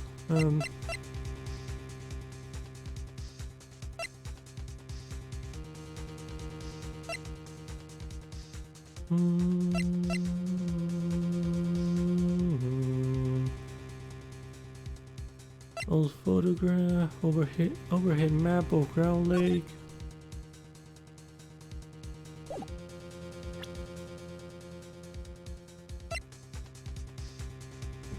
I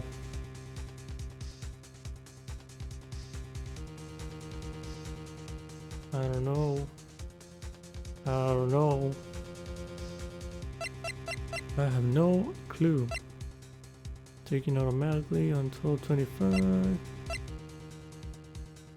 Yeah, there were 2 pictures, so there were 2 shots there, and that was the 3rd one. I thought that was the case, but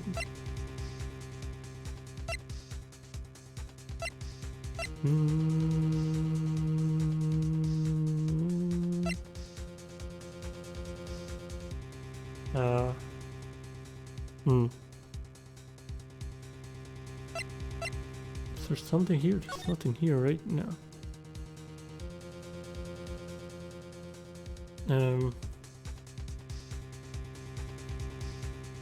Trying to see reflections or something. There is a no. Yeah, I'm tripping. Okay.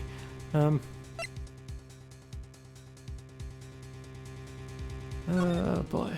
There in the elevator, the plea at the time, instant, the blue found, blah blah.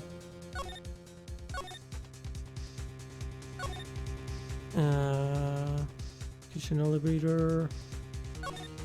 Ethan's attorney, traveling elevator, mouth says we're H9, 1 bullet found in heart.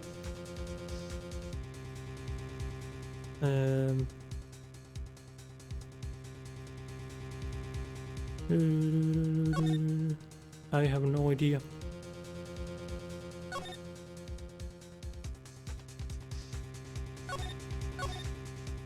The murder weapon was fired twice, so it was a different pistol then.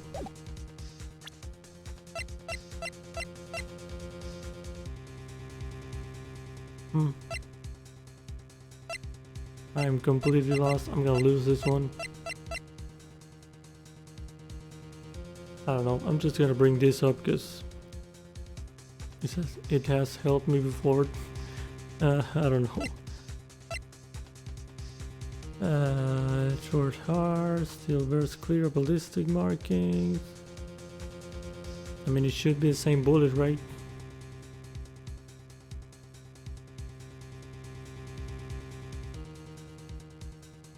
I don't know. I have no clue. I'm just gonna lose this one.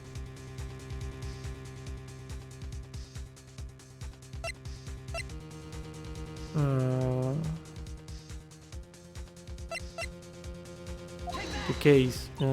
Nick. No, it's not it. Okay, a little better, Mr. Wright. We're done. Yup. This person sees no reason to further prolong the trial. No need for more time to decide the case. This case is extremely clear. I see no room for misinterpretation. This court finds the defendant guilty. Yep. We done fucked up. Okay, the accused will surrender to the court immediately. To be held pending trial at the higher court within a month. That is all. This court is adjourned. And rip. And back to title screen. Yep. Okay. We done fucked up. But thankfully we have a million save states, so we're fine. Okay.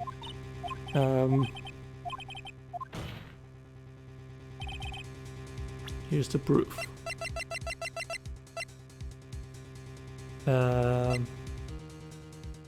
Deal 6 bullet.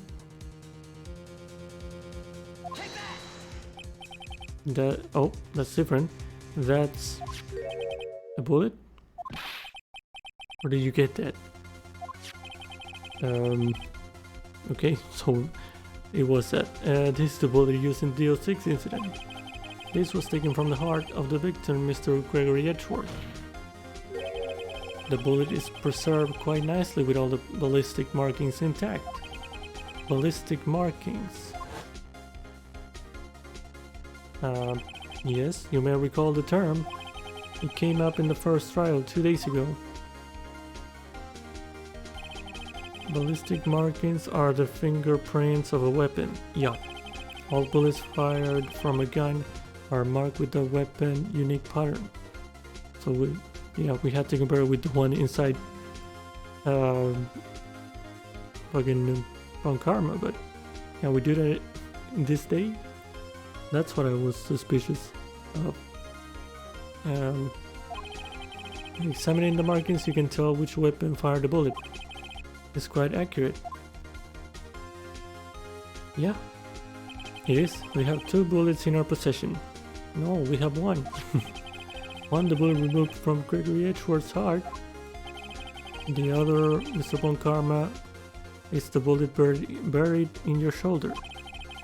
We could analyze both bullets. Then if the markings match...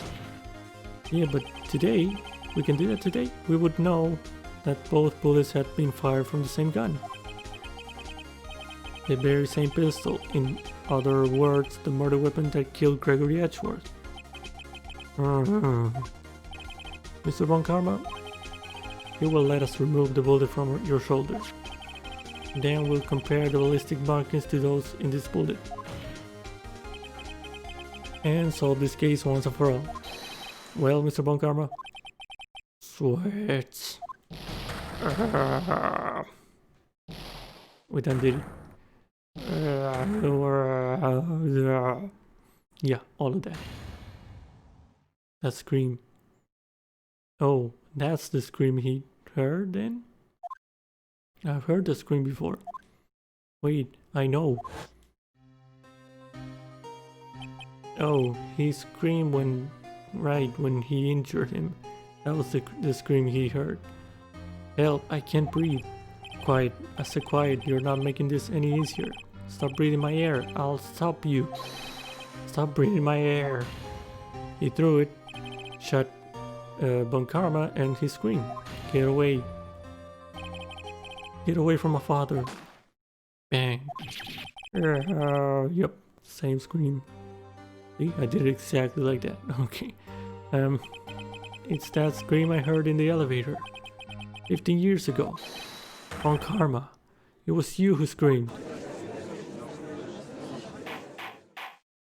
Oh, Mr. Von Karma. Okay. My God, only you would dare. Okay, so it was you. You and your father are my curse. Your father shamed me with a penalty on my record. And you left a scar on my shoulder that would never fade. I'll bury you with my bare hands. Dead. Holy crap. 15 years earlier. Chief Prosecutor, I am sorry. Von Karma, it's not like you to make this kind of error. I never would have thought that Edgeworth would be the one to catch you. I was careless. I'm sorry, but you will have to be penalized. I've covered for you in the past, but not this time. Edgeworth. Yup, there's the grudge. It was a shock like none I had ever known. Me penalized? Disgusting. It took hours for me to regain my composure. Suddenly, I found myself in the darkness. I was in the car records room. I must have wandered in there without thinking where I was going. The room was pitch black. The lights must have gone out. I went out into the hall and felt my way to the elevator.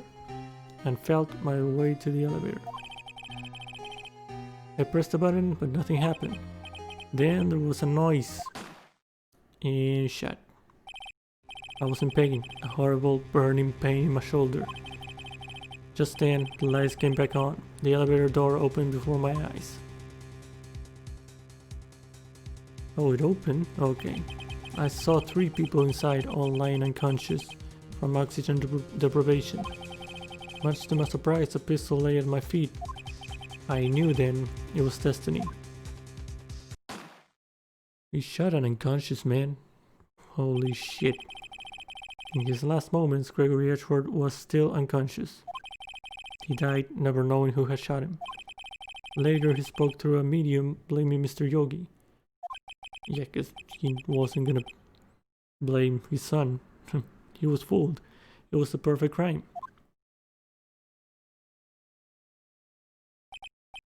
This disc. Who would have thought another man would have come to open that elevator door? Judge. What? What are you doing? Do your job. Bring an end to this miserable charade. Now, end it. Very well. Okay. We got him. It appears that we have come a very long way to the end of this maze. 15 years later, Mr. Miles Edgeworth. Yes, Your Honor? You were innocent. You are innocent. As you said, it was all a nightmare. Yes, Your Honor. This court finds the defendant, Mr. Miles Edgeworth, not guilty. Let's go. Yay, double celebration in a day. Hell yeah, totally didn't fail once. Okay. That is all. This court is adjourned. Okay. Alright, December 28, 5:38 p.m. District Court, defendant lobby number 2. Maya. Nick, we did it. Did you see his face? Aunt Karma looked even paler than usual. He's pretending to be all cool, but inside you crushed him, Nick. Crushed. I gotta say, I'm impressed. Yeah, it was pretty close. Though. I was sure we'd had it. I know, I was on the verge of tears the whole time myself. But now it's all just a good memory. So it's finally over, Edgeworth. Right. Yeah? I'm not sure how to say this. I know, right? Thank you. I see. Thank you, Wright. You're welcome. I think you could have done better than that. Sorry, I'm not good at this sort of thing. You got a lot to learn, Edgeworth. She's got you there. Whoop. Don't you? Amazing, pal. You pulled through just like I thought you would. I'll never forget this. I owe you one, pal. And tonight, let's party. Dinner's on me. Yeah, my salary went down a bit this month. But who cares? See, Mr. Edgeworth, you should take a lesson from Detective Gumshoe. That's how you say thank you. I see. Whoa. I feel foolish. Don't worry. Take it a little at a time. You'll get used to it. It's been 15 years since I've seen Edgeworth this unguarded. Hey y'all. Oh guys, Lotta. Lotta. Y'all were great in there. Thank you. Yo, Edgeworth, congrats. Thank y'all very much. I knew you were innocent from the start, of course. Just look at you. You wouldn't stick your hand in the cookie jar, even if no one was there. You were the witness on the first day of the trial, weren't you? Yeah, well, let bygones be bygones, huh? Speaking of which, what are you doing now, Lotta? Who, me? Oh, I went back to college. I gave up trying to be an investigative photographer pretty quick. Really? That's too bad. Huh? Isn't that the hot dog guy from the park? Huh? Larry? It's over, Nick. My life is over. Oh my god, this dude. Why the sad face, Larry? What happened now? Oh, Nick, I'm not long for this world. You don't look sick. It's Kyonsu. She's gone. She's going to live in Paris. Paris, Nick. She's leaving me behind. Should have seen that coming. Yo, Edgy, there you are. Ah, yes, here I am. Congrats, Edgy. Here, a little gift from me in celebration. Celebration? That's unusual for you. Harry Butts. You come along tonight too, my treat pal. Huh? Ah, thanks. Looking forward to it. Yo, Nick. That's the suit that questioned me. When he says treat, that's not police talk for prison food, right? Right? I think you'll be fine, Larry. Okay, right. Yeah, what's up? That envelope that Larry gave me, it's got money in it. Well, yeah, that's not that strange. People give money away to celebrate sometimes. It's 38 bucks, right? And, well, what a weird amount. I mean, it's not a little, but it's not a lot either. 38 exactly? What is 38? Nick. Isn't that exactly the amount of lunch money? Oh. Well, lunch money that was stolen from Edgeworth in school. Oh boy. Hold on. Did fucking Larry actually steal that? Oh, that's why he was defending me, because he knew I was innocent. 38 bucks? No. No. Larry, it was you. What are you so surprised about, right? Huh? Larry was absent the day from school, right?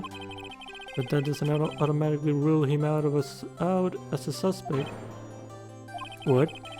Think back to that day 15 years ago. Larry took the day off, but he was bored, so he came in to school anyway. Then he saw the money lying there, and the rest is history. I never was good at history.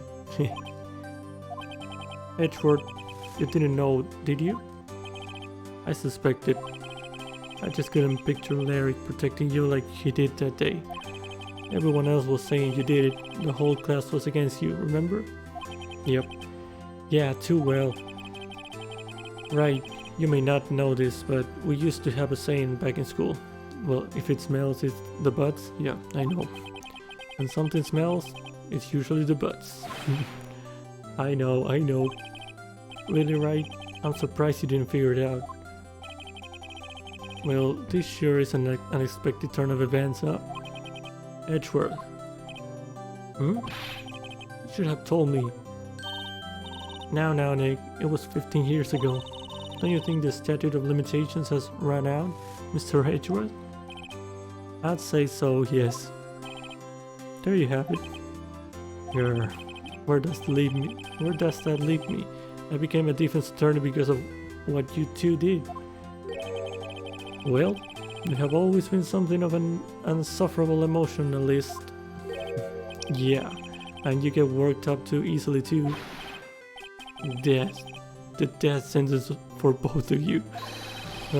Man, if I only had known, I'd have become a prosecutor. The same goes for me, only the other way around. Right.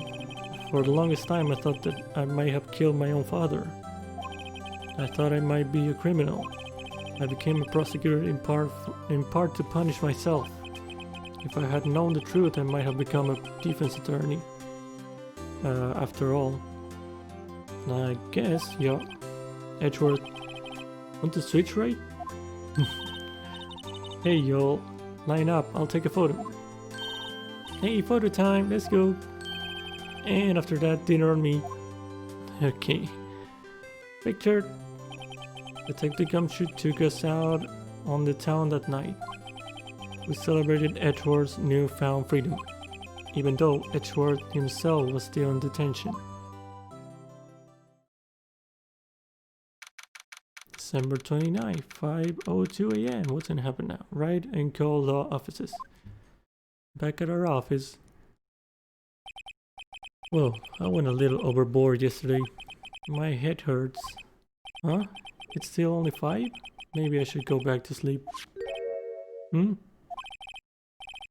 Was this a letter? Maya? Good morning, Nick. You were really impressive yesterday. Seeing you made me think about what I'm doing here. I'm a spirit medium, in training, of course. I wanted to help Mr. Edgeworth too. I wanted to help you, but I couldn't. I was useless. So I've decided to go back to my training. I'll become a full-fledged spirit medium for starters. I couldn't say it to your face, so I left this letter. Goodbye, Nick. Oh man. Goodbye? What time is it? Yeah, the first trains for the mountains have already left. To the station. To the station. To Maya. Maya? I guess I'm too late. Wait for it. There she is. Hey! Nick! Maya. So you're leaving? Yeah. It's hard being a spirit medium who can't talk to spirits. And I think you'll do fine without me, Nick. Be good, okay? Oh man. Oh, hold it. Wait. What? I never could have saved Edgeworth without your help. Huh? On the last day of the trial, I heard her. I heard Mia's voice. You heard my sister? Maybe I'm a bit of a medium myself. I don't know. Yes, only her voice, but still. It was at the very end when I thought we'd lost everything. Well, that's my sister for you. Detective Gumshoe helped, and Mr. Grasper, and even Larry. I'm the only one who couldn't help. I was useless, Nick. But you were the one who stopped Von Karma, Maya. Huh? I didn't do anything. All I did was wander around in a daze. Sorry, but I have evidence that you helped. Evidence? Show Maya some evidence to cheer her up. Oh boy. You fucking what? You help with the parrot? Right? No. Misty Fate? No?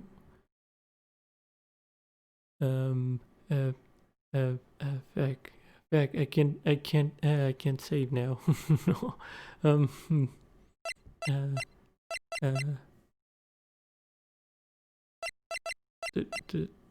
The parrot? She did speak to the parrot. I don't know. Take that. Huh? Sorry, Nick. I guess I don't understand. Uh-oh, now that I think about it, I don't understand the evidence either. It's okay, you don't have to try and cheer me up. Oh, man. But one day I'll come back and be useful, I promise. Oh, no. I kind of want to do it again. So this is it. See you soon, Maya. Maybe it was her mother somehow. I don't know. Oh yeah, cause her thanks, Nick. Oh, he's crying. That's sweet. And so my story ends. Time to turn a new page and say goodbye to the novice defense attorney that I once was. Now a new story begins with the same old crazy cast of characters. Oh, is this the end of the game? Oh, don't think you've graduated yet, amateur. Mr. Wright, perhaps you'd like to rethink that claim? Is this a trailer for the other game? Yes, Your Honor. I get a bad feeling about this section. I feel like this is a trailer for the next game. Count subscribe direction. Yeah, these are the credits. We done did it. We done beat the game. Hey pal, Mr. Edgeworth came down to the precinct. Talk about pleasant surprise. Whoop, the detective comes you. Then he hung his head low and went right back outside. kind of like he was embarrassed or something strange. Okay. I'm not sure if these are like teasers for the next game or just some random extra thingies. Nick? Nah, I haven't seen him lately. Who, me? I've been working at a cheese shop. That Missy's a nice lady, but she's not exactly... she's in Hawaii right now, yeah. I don't know, I couldn't read. It just goes automatically. I can't control the speed. That was this dude. Who? Wright? Yeah, I remember him. I hear he's been busy. You know, not to ring my own bell, but I sort of thought... I'm sure he's grateful. I don't know. He taught me something. I couldn't read that. Yeah, well, he was the one that first lost against me. Oh, this dude. Phoenix, right? The defense attorney for whom I wrote that affidavit. Should you be in the area, please stop by. Oh, he's still bragging about the murder hotel. Yeah. Okay. Yeah, I think this is just a goodbye from all the characters. Grossberg. Oh, it's you. Phoenix Wright. Yes, Mia's under the... I wonder how he's doing. Haven't seen him of late. The days of my youth, like the scent of fresh lemon, you see? Okay. Masakasu Sugimori. Good music, my man. Alright. Phoenix, right? Is he an actor? Well, I'm not buying it. You can't be a star with a name like Phoenix. You know, DVD of him, not a DVD, is everything these days. Okay, she's too crazy. Okay. Atsujimori, that's the same last name. Oh wow, I think. Oh, Wolverine. I'm pleased to announce the pink. I sure owed Mr. Wright a great deal. I keep my face out of the public eye. I wouldn't want to ruin any kid's dreams, you know. Okay. Alright. Publicity. Oh, this girl. Penny. Oh, I got a letter from Maya. It sounds like she got a call standing under a waterfall. I wanted to visit but didn't have time, so I sent her some pink princess. She says she can't buy them where she is. What kind of place she living at anyway? Oh, she went to a place with a waterfall. Like she was always saying there. Okay. Who's this kid? Right? Who's that? You wanna talk? Let's talk, Pink Princess. Alright. But you know, I snuck into the studio the other day and I saw her, the one inside the Pink Princess suit. What a dog. It was kind of a shock for a boy of my tender age. But it was the Will Powers, right? Alright. Yeah, I remember, right? That lawyer guy. Me? I'm in training to become a paranormal photographer. You know the picture I took of everyone? Well, just behind them there's a ghost. For real. Now that's talent. I'm gonna be famous. Sure. Sure, girl. Okay. Executive producer Jinji Mikami. Oh, there's a picture. Mia's there. Victory. Oh, that's cute. That's super cute. Capcom. Good job. Oh. Turnabout goodbyes. A brand new episode has been added. What the heck? Oh god, I pressed it. Saving content, save progress up to this point, yes. What the hell is going on though? Saving. Now are we good? Yup. Yup. Yup. Yeah, we're good. Okay. Yes. Would be nice if I don't cut again. Rise from the ashes. What the hell is gonna happen now? Okay, I guess we're going in here again. I kind of wanted to go back to the other case and give Maya the right evidence to cheer her up.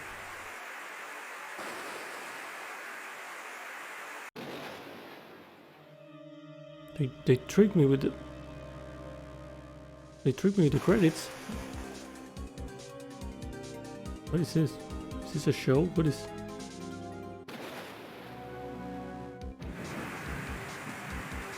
What is happening?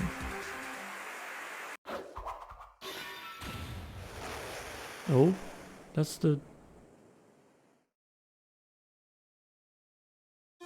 That's the badger from the office, the police office?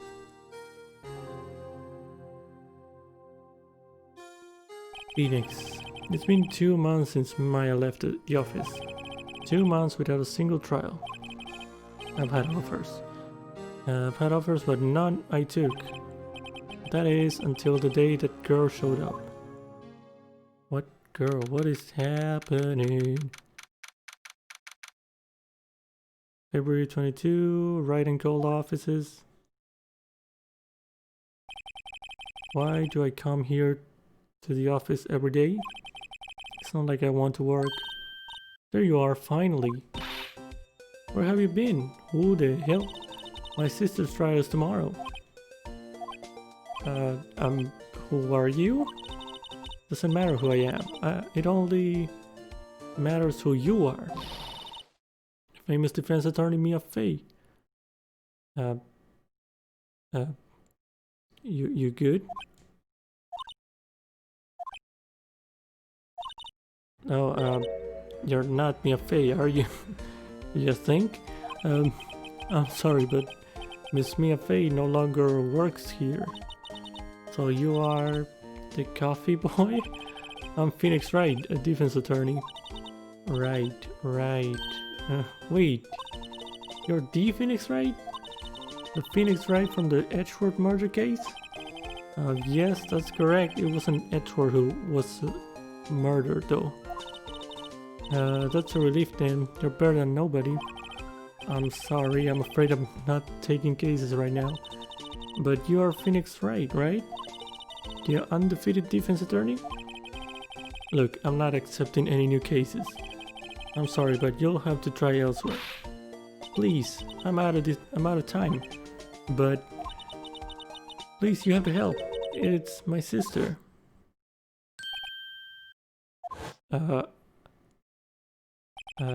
Maya? Could it be? What? Okay, I'll hear you out. Really? Thank you so much. What is happening? My name's Emma Sky. I'm a scientific investigator. Scientific investigator? Okay. Well, you're gonna examine things in the plant. Miss Plant Charlie. Taking care of it. Nice. Okay. Let's just talk to her. Emma, was it? So you're a scientific investigator? Yes, that's right. Is something wrong?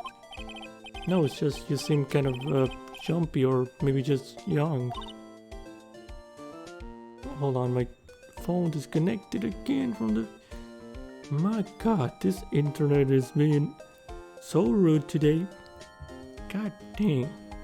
Okay. Alright. Young?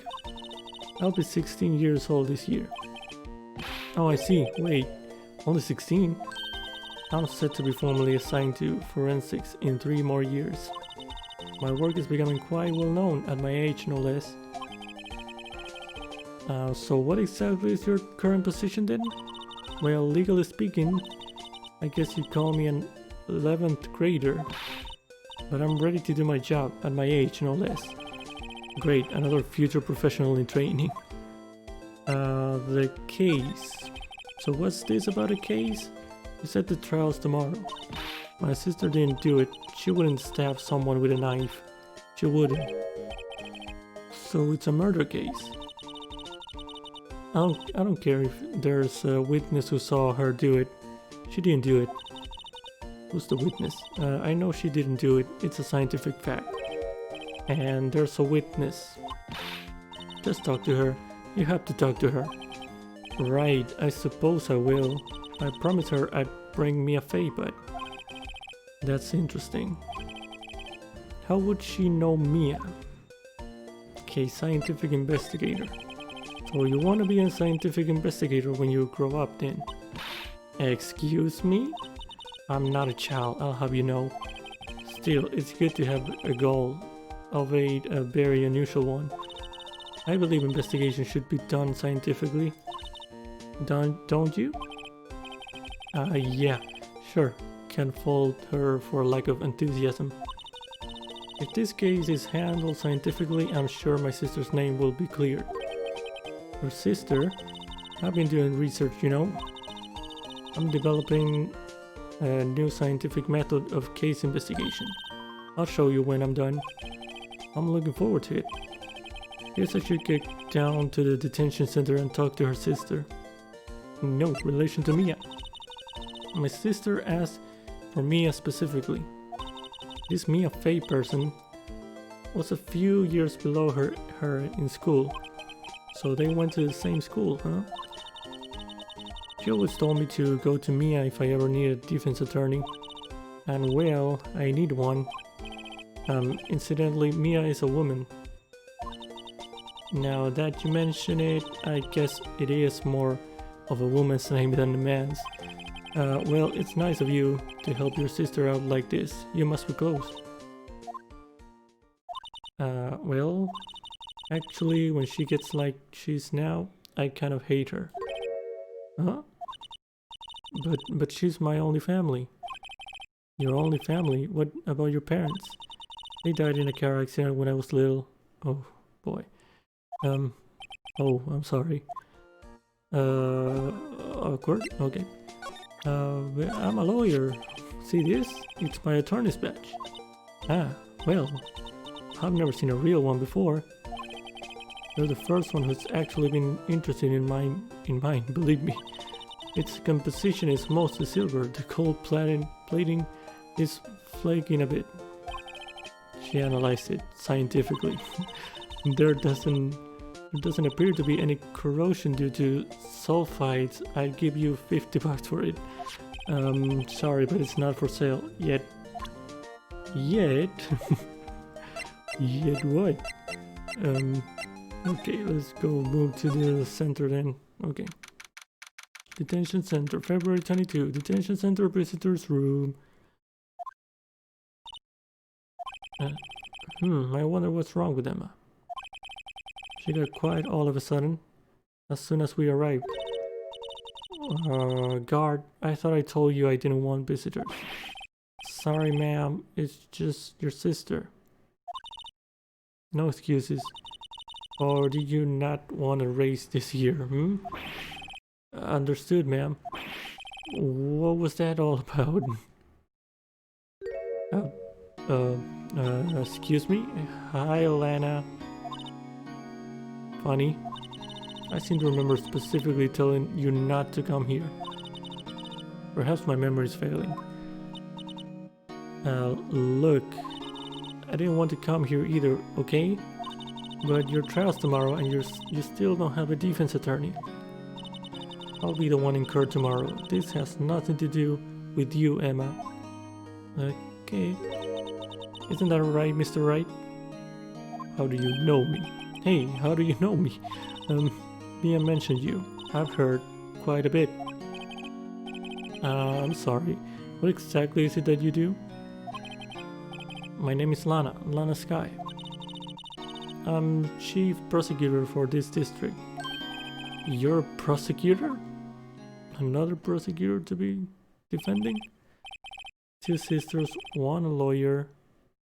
Could this be a coincidence? What, sister, one a lawyer? What, Mia and Maya? Is that what's happening? Emma, Lana. I mean, they're just like Mia and Maya. Something wrong, Mr. Wright? Something wrong, Mr. Wright? Okay. This dude. No. Wanted to examine this dude. This car monitors a visitor's room. It's frozen in fear of the frigid Miss Lana. I'm feeling a bit chilly myself. Okay. It always says something different about him, I think. Alright. The case. There's something you should know from the start. Which is... the suspect in this case has confessed to the crime. Huh? Wait, you confess? Wait, but the suspect is... me. I did it. Well, Mr. Wright? Well, why don't you begin by telling me exactly what happened? The crime took place yesterday, February 21, at 5:15 p.m. That's quite specific. It was in the witness deposition. A witness clearly saw me committing the crime. Ah, that was a bit of bad luck, wasn't it? The crime took place in the underground parking lot at the prosecutor's office. Okay. The body was found in the trunk of my subordinate's car. The prosecutor's office, huh? In your subordinate's car trunk. Classy. I was arrested on the spot. Caught red-handed, as it were. Well, that's just great. The victim. So who was the victim? An investigator with the police department. I suppose the correct term is detective. No. No, not Gumshoe. Not Gumshoe. Detective? Death was due to a loss of blood. He was stabbed once in the stomach. By you? Death wasn't immediate, but the wound was fatal. I see. Allow me to repeat myself, Mr. Wright. The victim was a detective. Okay. You know what that means, don't you?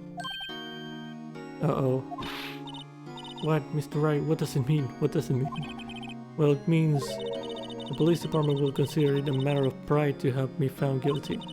They will use any means at their disposal to do so. This case gets worse and worse with everything I learn. Yup. Lana. So you're the chief prosecutor? That is correct. I'm responsible for overseeing every trial handled by prosecutors in this district. And make sure the prosecutors have what they need to do the job and manage every aspect. Oh wait. She's the chief prosecutor. She's Edgeworth's teacher? Something like that? No, it was Karma, I think. But it's all related. Because Mia was my teacher on the defense side. Okay. It's all weird. Okay. I make sure the prosecutors have what they need to do the job and manage every aspect. Those are my responsibilities in a nutshell. That's an awfully large nutshell. Still, I'm a little surprised. I would think you'd recognize the district's chief prosecutor, Mr. Wright. Huh? In fact, it seems impossible you wouldn't. Lana? What happened to your hand? Oh, this? I cut myself by accident when I stabbed him. That is... Huh? Not very good at being a criminal, I suppose. How am I supposed to defend this? Time to change the subject. Wait, she was in the class ahead of Mia, wasn't she? Relation to Mia. Okay. You were in school with Mia, correct? A few years above her? Emma told you that too, did she? Well, why not? I did drag him all the way here from his office. Although it seems he has very little in common with Mia. Hey, he was in law school. I was in my third year and she was auditing the class. She was different than the other students. Different? She was strong. She'd do anything to become a defense attorney, anything. That was probably why she was attracted to me. Excuse me? Intellectually attracted. Lana was top of her class in school. I was the best there was. Oh, I'm doing pretty good in school too, by the way. It sounds a bit different when Emma says it. Well, Mr. Wright? Excuse me? As you can plainly see, I am admitting my guilt. I think it's safe to say there's no way you can take this case. None. But Lana... Why? Why are you doing this to me? You never think of anyone but yourself. Oh no, it's getting deep. I know you didn't do it, Lana, I know. So how can you say you did? If I lose you, I'll be all alone. I hate you, Lana. Oh boy. The tea. Oh, Mr. Wright? Yes? I believe our discussion here is ended. The rest, I'll leave to you. You mean you're requesting my services as your defense? Don't lose any sleep over it. Your client has confessed after all. The case is over. Right, I'll do what I can to get to the bottom of this. Lana has confessed to the crime, yes. But something doesn't fit. It's that look in Emma's eyes. There's something else going on here. And I'm going to find out what. I'm sorry, Mr. Wright. Huh? About what? My sister. She's not always like that, you know. I just never expected to be defending another prosecutor again. She's changed a lot. She used to be so gentle, always smiling. Everybody liked her. I see. Sorry, but I'm having trouble imagining that. What happened to her? I don't know for certain myself. I think maybe she... well, maybe not. Sounds like there's something there that defies a simple scientific explanation. Let's go check out this underground parking at the prosecutor's office, shall we? Okay. Alright, yeah, she does. It does have some reactions like me, like Maya, I mean. Okay, let's move there then. Underground parking lot. Okay. February 22, prosecutor's office, underground parking lot. So this is the lot where it all happened? Looks like they're still investigating. Funny that my first visit to the prosecutor's office should be like this. Again, who's the detective? Don't tell me it's Kamshu. They never told me who died. Hey everyone, keep up the good work. Hey, what are you thinking? What are you thinking? Well, they're going to be my co-workers 3 years from now, after all. No harm in saying hello. Actually, there is. You know, attorneys aren't supposed to examine crime scenes. I'm trying to not stand out too much here, see? Hey there. You expecting to go unnoticed here, partner? Partner? Excuse me, who these? What do we have here?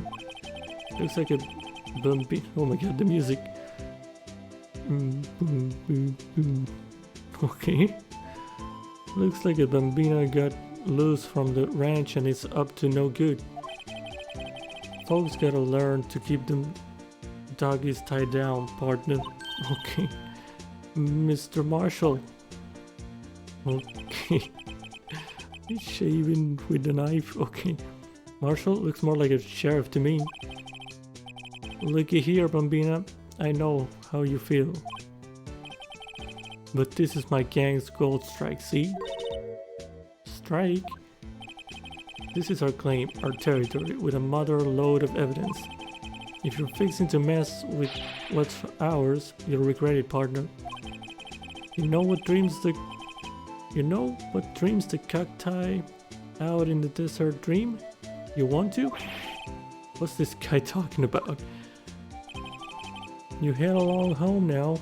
Happy trails, Bambina.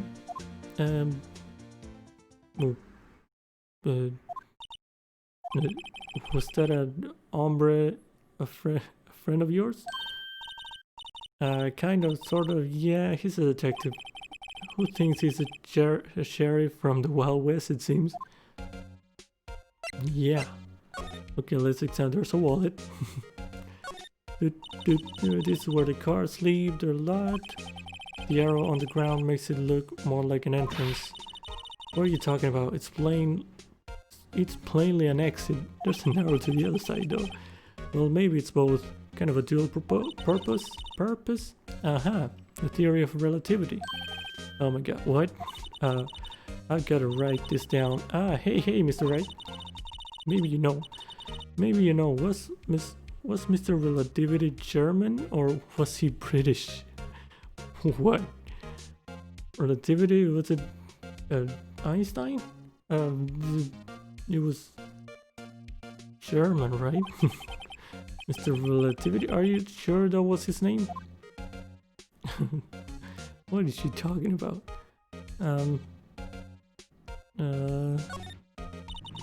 Look, a stylish glass wall room. Very nice.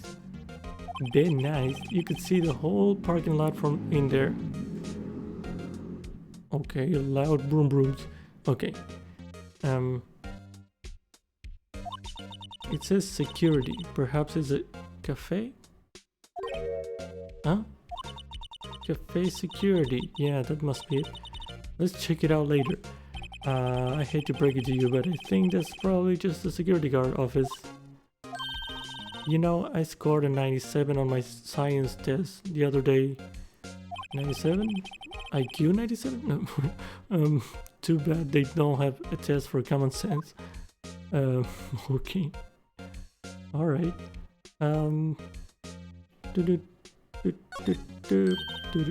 Aha, a ladder. Oh, I think I heard about something about these step ladders. Isn't this like an inside joke, like a constant joke throughout the whole series about the step ladders? Ah, that's a step ladder. What's the difference? In scientific terms, please. Scientific? Look at the basic nature of things, Mr. Wright. This all seems so horribly familiar somehow.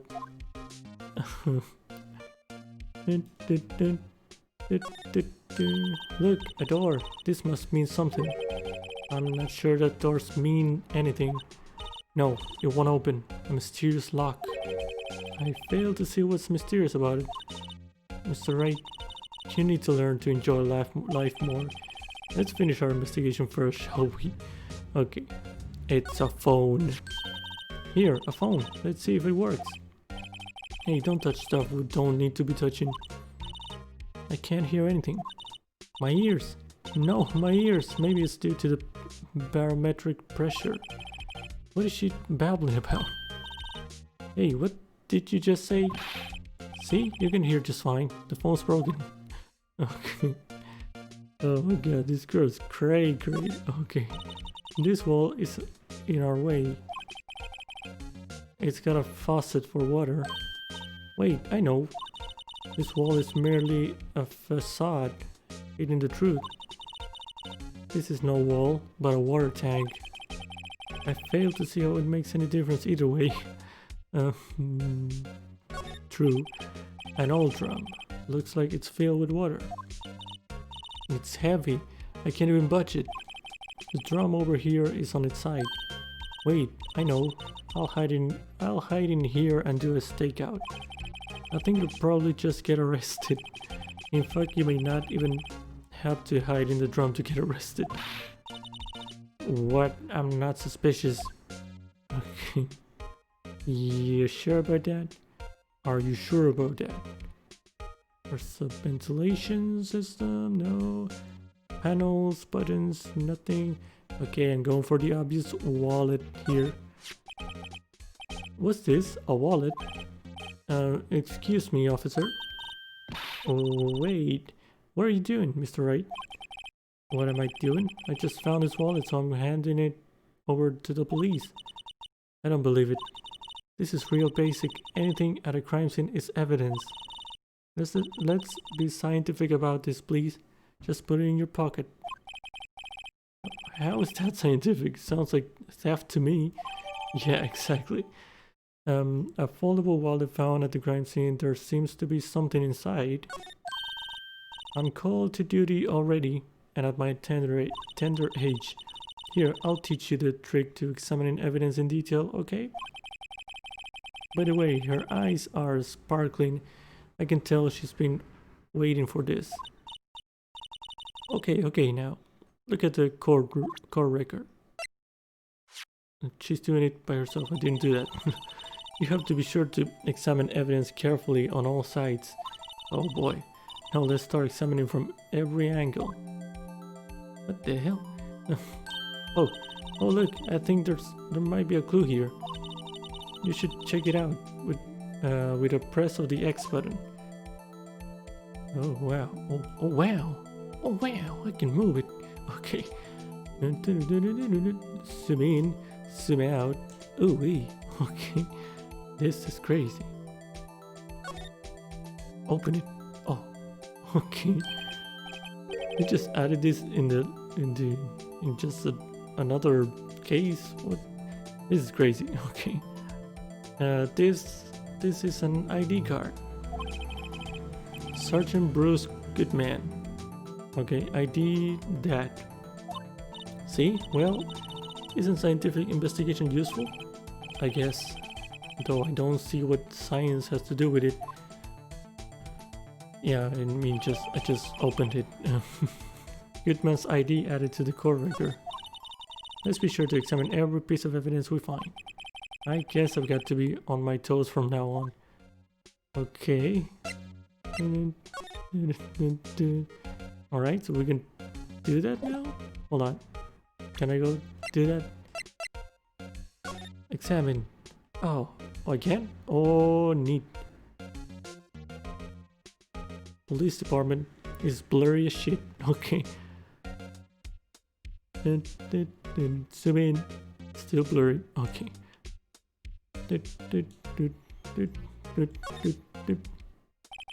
Name and ID.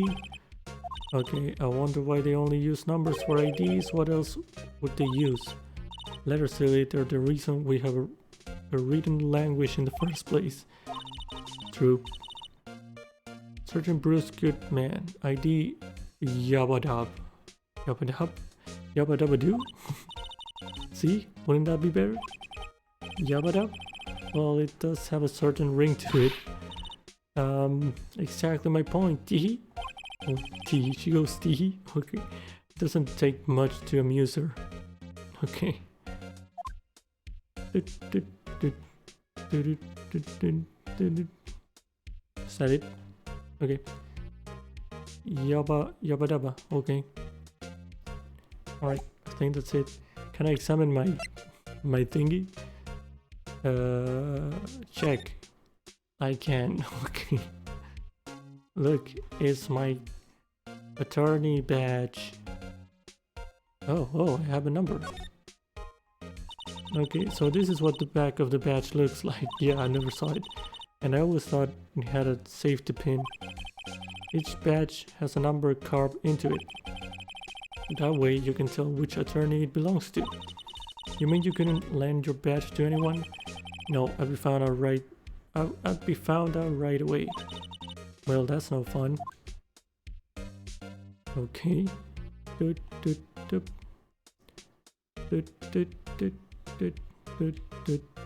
Alright. Okay, that was fun. Can I slide? I can slide. Oh. There's the murdered car. Okay. Hey, well, no time to waste. Let's get hunting for clues. I wonder what this is. Well, partner, looks like you got no intention of going home quietly. Oh boy. Sheriff. Like I said before, this here's our claim. You'd best be moseying along unless you're fixing to bite the bullet. Yeah, scary. Could you just tell us one thing? Who owns that car? Well, the little filly's got a good nose on her. You want to know who rides that red Mustang with the buddy in her saddle, eh? Please. No problem, partner. About time for vitals anyway. Okay. Get yourself to the saloon up on the 12th floor of the prosecutor's office. Might just find you a cerveza you like. Prosecutor's office? Where does this guy think he is? And when, for that matter? Note to self, look up Beatles? Saloon? Cerveza. Okay. Maybe we should check out room 1202, the High Prosecutor's office. Okay. In any case, stay away from the car. You can look around here all you like, just keep your paws off our keep your paws off our claim. Right, great. Great, maybe there are some clues around here. Mr. Wright, let's check it out. Excuse me? Were you two all set? Us? Who these? Hello? What's this? She couldn't be... You're selling lunches? Here? This is a crime scene. Hello, half and half, was it? Thanks. What? And you, sir? Yes? Some crunchy goodness coming at you? Thanks. Interesting way of doing business. This area is off limits to anyone without clearance, especially passers-by. Or are you officers? No, but you don't exactly look like the type to have clearance. Well, that's hardly a way to greet someone, even if my days as the cough-up queen are over. Cough-up? Huh? You know, I'm feeling kind of full. Maybe I'll pass on lunch. I'm quite connected to this case, you see. The images are burned into my eyes. You might say, yes, all the sordid secrets. Oh, she's the witness? Secrets? Dear me, you are a slow one, aren't you? I'm referring to the murder, the stabbing of that detective. What? A witness clearly saw me committing the crime. You mean you're the witness my sister was talking about? Please, cough up, Queen. Tell us what happened. Cough up, Queen. The name is Angel Star. Don't you go forgetting it. Okay, Angel Star. Or before you know it, I'll have you whimpering at my heels. Yes, ma'am. Yipes, she means it. Okay. What is happening? Why am I examining this? Can I slide? No, I can't slide anymore. Okay. Right, let's talk to her then. The case. Somehow I knew. Yesterday was a day of destiny. I knew something was going to happen. Just like I know that the daily special on Friday every week is salmon. Destiny? Was yesterday special for some reason? You're a defense attorney, right? You should know then. You should know the foul misdeeds of the evil ones who haunt this den of inequity. Holy shit, that's a lot of big words. Evil ones? Prosecutors, they have no qualms at all about blackening the name of innocence. And yesterday they paid homage to the most evil one of all. They gave an award for King of Prosecutors. What a farce. So she's saying there was some sort of prosecutors convention yesterday? I was almost compelled to lace their lunches with something foul. Do you have a personal grievance against prosecutors or something? Or is there some kind of scientific evidence of this evil? Young miss, mark me at your own risk. You'll soon find out why they call me the cough-up queen. Okay. Ew. The most heinous of all the evil ones, the one they awarded yesterday. It was in his car that they found the body. Proof that he devours the evilest lunches of all. Really? Really what? I'm totally confused. One thing's clear, this lunch lady has a thing against prosecutors. Okay, what you witnessed? So what exactly was it that you witnessed, Miss Star? It was a fascinating spectacle, to be sure. I now feel I know what they say when they talk about a woman's wrath. To see Lana Sky wield that knife her knife flash in anger, bringing him to a sad end. It was truly a sight to see. You mean you saw the very moment of the crime? The sound of his silvery ties to this world being cruelly cut still rings in my ears. Holy crap. He's dark, and the rhythmic beat of Lana Sky's knife. Wait a second, you know Lana Sky? Of course, it's quite a feat, becoming chief prosecutor. How many lunchboxes of sin did she pack to make that journey, I wonder? She always travels light.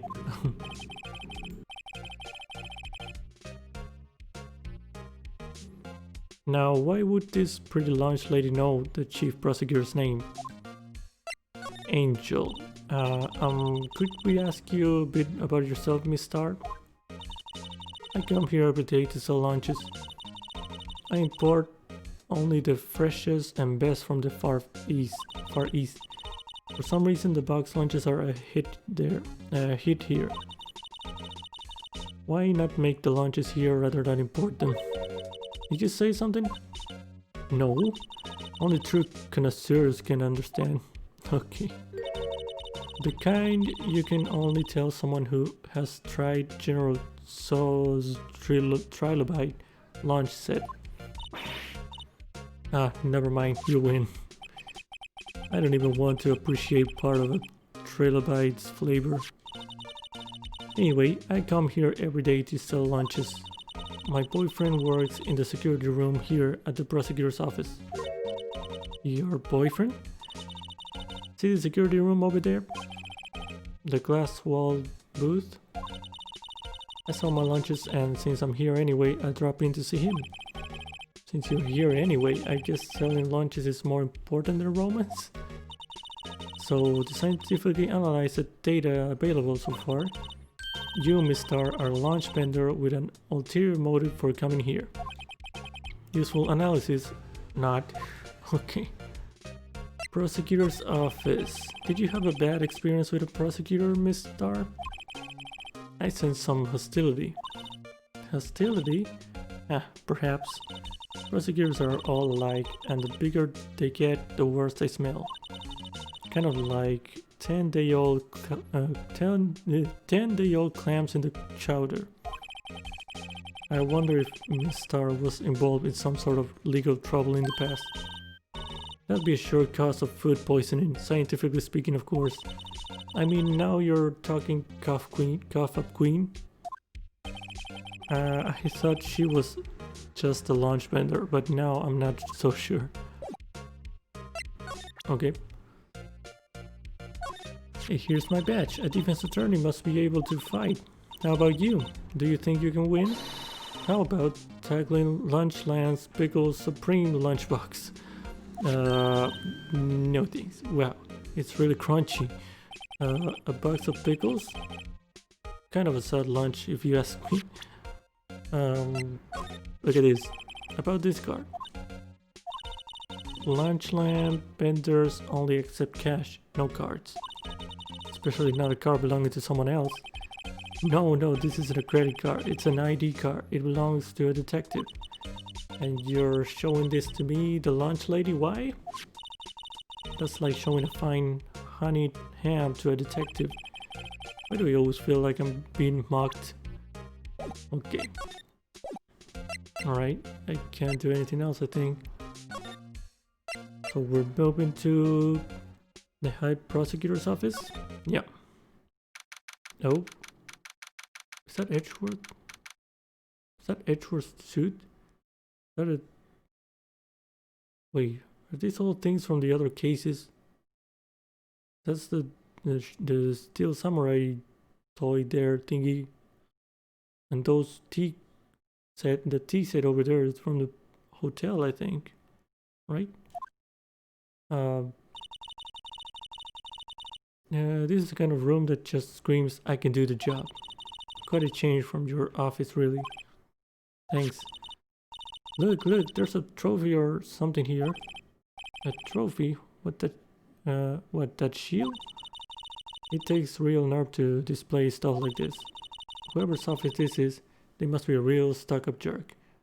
Isn't this Edgeworth? Phoenix Wright, you never tire of prying into other people's business, do you? That voice. Yup, it's him. Long time no see, Edgeworth. Huh? Ah, Mr. Edgeworth. You know him from somewhere? Of course, I'm his biggest fan. What? My sister introduced us once, and right, her sister is the chief prosecutor after all. Well, what brings you here? I'll warn you, I've been known to be a real stuck-up jerk. No, did I? No. It was just Mr. Wright here. Hey, don't blame me. We're just here to investigate a murder case. Murder? A body was found in this nasty bright red sports car in the parking lot. Hmm? That would be my car. What of it? What? Your car? I'll say one thing, she certainly can scream. Okay. I can't, so I can't make her, you know, I can't make her scream how it should sound. Sure, let's examine his room. I've been wondering, what the heck is this? It has a big K on it. Mumbles of prosecutors. Huh? What's that? It's the King of Prosecutors trophy. Oh, King of Prosecutors? It's a great honor. They send that shield to the best prosecutor each year. What? So that K, that's... K stands for King. Wow, mind-blowing. Yeah, you got a problem with that? I didn't design the thing. King of Prosecutors, kind of like Employee of the Month, only better. King of Prosecutor trophy added to the courtroom. Okay, given to Edgeworth, King of Prosecutors at the PD on the day of the murder. Oh, he was the one being... okay. That the party was for. Okay. I can't talk. Okay. I've talked too much today. Why is it still visible? So that's the King of Prosecutors shield, huh? Well done, Edgeworth. You must be proud to be the King of Prosecutors. Congratulations, King of Prosecutors. Please stop saying that. That still doesn't explain one thing. Why is the tip of the shield broken off? Murder weapon? No, it was the knife. Wow, this jacket is even lazier than his usual ones. This must be his lucky trial jacket. Lucky jacket, right? Even I've never seen him wear it. He didn't? He didn't use it? I'm sure there's a story behind why it's in a frame. Maybe I'll be naughty and take a picture. She's getting way too excited about this. Okay. What is this? My, what an amazing bouquet. Just right for Mr. Edgeworth. No kidding. Hey, there's a card on it. Back from the dead. Wendy. Wendy? I've heard the name somewhere before. And beside it, a giant steel samurai. Wow, I want one. Huh? There's something written on the bottom of this foot. Between a rock and a hard place. Wendy. Wendy? Is she Mr. Edgeworth's fiance? Oh, Wendy is the... All back, right? I don't think so.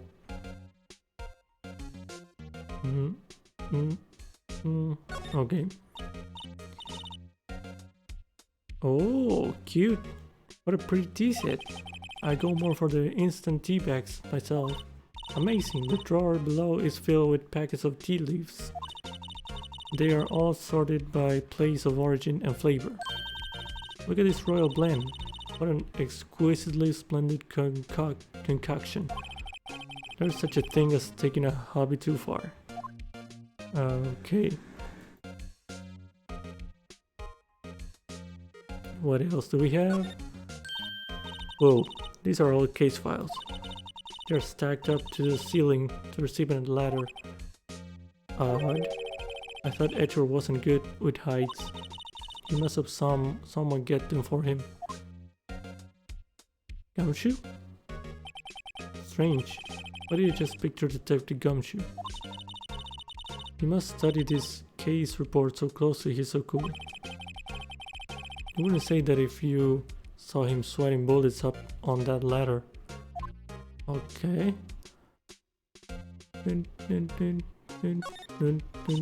Whoa, what a view. It must be nice to have an office on the 12th floor. I guess you would feel important. Incidentally, were you to jump out this window, the time until impact with the ground would be... Oh my god. Got it. Approximately 3.23 seconds. That's handy to know. Let's try it. Okay. Chess. Hey, chessboard. I'm not too up on my chess, but it looks like blue's in a bit of a tight spot. The red knights have surrounded the blue pawn. Huh? Those horses are mounted knights. Their swords have really sharp edges. And check out that poor pawn. His head is kind of spiky. Kind of reminds me of you. Okay. Mr. Edgeworth must be an avid chess player. What's wrong, Mr. Wright? Edges surrounding a pawn with spiky hair. Oh, nah, it's nothing. I just got that. Okay. Edgy, Edgeworth, I get it. Spiky hair. Yep. Alright, desk. A work desk. It's quite tidy as one might expect. What a nice desk. Easy to use and easy on the eyes. It's polished so well I can see my own reflection. Why do I keep seeing... I keep seeing Gumshoe. Why did I just picture Detective Gumshoe? Maybe I'll take the name Plague as a souvenir. Don't. He'll sue you. Okay. Okay, I think I saw everything. Just double checking. Nope. Sofa. Mr. Edgeworth has such a comfy sofa. Sofas like this make me want to curl up and take a nap.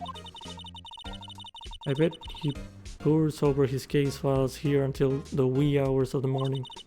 Then he takes off his jacket, rolls up his sleeves, and goes to sleep using his arms as a pillow. I don't believe it, she's actually daydreaming about Edgeworth working. I bet in the morning he has sofa hair, little creases in his cheek from the seams. He's so cool. Sofa hair is cool. Oh, I just remembered that Maya was kinda into Edgeworth too. So it makes it more weird. Okay.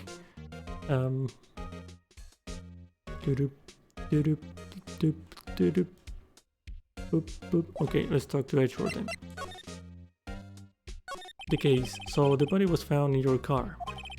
Go ahead, say it right. You think I did it, don't you? After you went through all that trouble to help me last year, no less. No, we don't think you did it. I mean, it was my sister who stabbed him. Wait, no, she didn't do that. I mean, wait. So you're the chief prosecutor's little sister then? Yes, sir. Emma Sky. Nice to meet you again. Now that didn't sound forced at all. Now I remember. You've really grown. I'll admit, it was a surprise for me too. To think that my own car would become the scene of a murder? More surprising still, I'm being forced to prove my superior's guilt. I can't understand. Wait, what did you say? Oh, he's gonna be the prosecutor in the case. Lana Sky is the chief prosecutor, the top prosecutor in the district. She can't prosecute herself, so I'll be the prosecutor at the trial tomorrow. You, Mr. Edgeworth. Oh god. To be honest, it's a bit of a miracle I'm still here at all. What do you mean? Rumors? You've heard the rumors about me, haven't you? Miles Edgeworth. It's hard to remember a time when there weren't rumors about this guy. Forging evidence, arranging false testimony, illegal searches, you name it. Thanks to you, my innocence was established in the trial at the end of last year. However, there are some who say I'm the one responsible for the current incident. What? That's crazy. Some people need very little excuse to think ill of others. It's a fact of life, impossible to stop. But some of them even go so far as to present me with toys like this. They think it's funny. Toys? That bronze shield? There's gotta be a story behind that one. Okay, Lana Sky. Chief Prosecutor Sky? Yes, we first worked together on a case 2 years ago. It was my first big case. Hey, Grizz. What's up? Welcome back. New girl? Yeah. Yeah, new case, new girl, everything. Yeah, the game tricked me. It made me think I finished the game in the last case, but surprise, there was another episode, another chapter. So yeah, I just started it. That's right, I remember. 2 years ago, I wasn't even a lawyer yet. Since then, I always felt that she was looking out for me.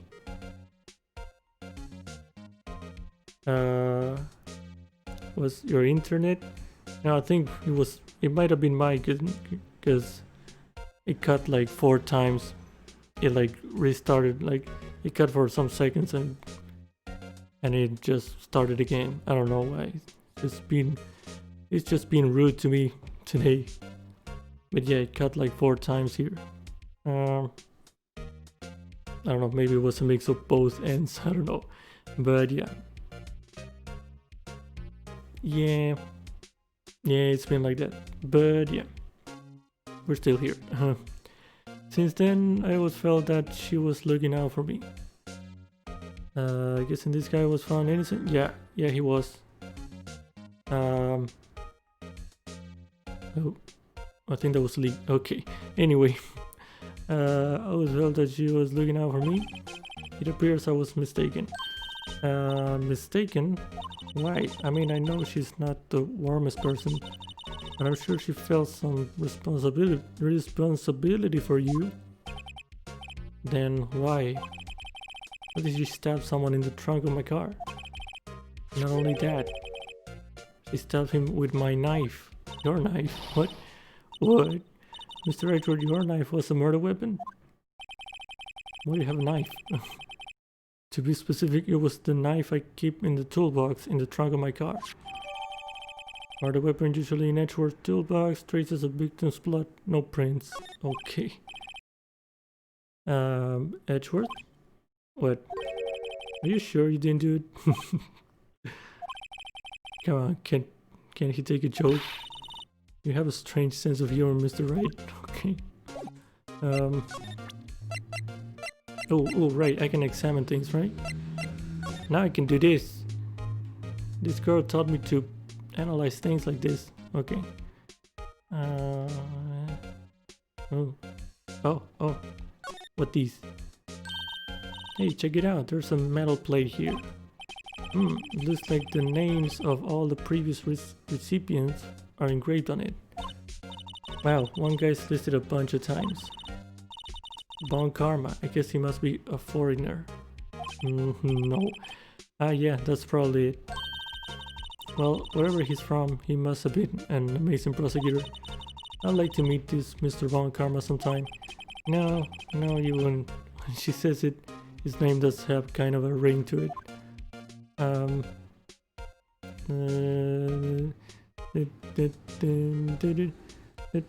Alright, that's all. What else? Can I check the knife? Knife. This is a knife. Blood. So what's going on here? Is new Maya the case? No. Well, she's the sister of the one being charged with the murder. That's a knife. This must be the victim's blood, right? Yeah, she's the sister of the one being charged with it, and she, that girl said that she did it. She just confessed she did it, but she wanted me to be the defense attorney anyway. So yeah. Emma, yeah, she's Emma. Emma is her, and Lana is the sister that's the suspect. Yep. Yes, Emma. Either that or Edgeworth got himself peeling an apple. What's Edgeworth doing with a knife like this anyway? Hey, maybe he spends his weekends roughing it in the wild. Edgeworth? In the wild? I think my fruit peeling theory is more likely. Are you kidding? I always picture him as an outdoorsman. Now there's a scary thought. Okay. Knife. Okay, nice knife. Nice knife, buddy. Doesn't have anything else. Okay. Okay. Look at this knife. It's against my policy to discuss evidence with the defense, especially with you. Alright, and this guy is gonna be the prosecutor. And the one that's the suspect is the chief of prosecutors. So it's all a big mess. Okay. So basically he's gonna be against her boss, his boss, can't talk. Yeah. He's gonna try to get his boss to jail. Right? And we're trying to not to defend that. Okay. Even though she said she killed him. Okay.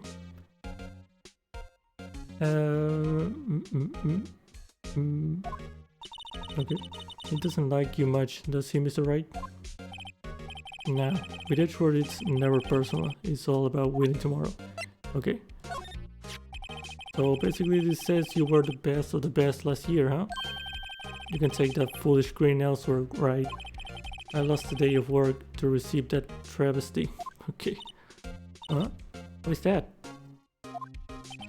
I had to go to the police department to receive that broken shield. Oh, the police department. I did see the badger from the police department in the cutscene that showed the murder. The police department. Yes, right next to the police station downtown. You've been there. You've been there, haven't you? Where Detective Gumshoe works? Yeah. I was wondering something about your shield. Why is it broken? What does it matter? I've got more important things to worry about.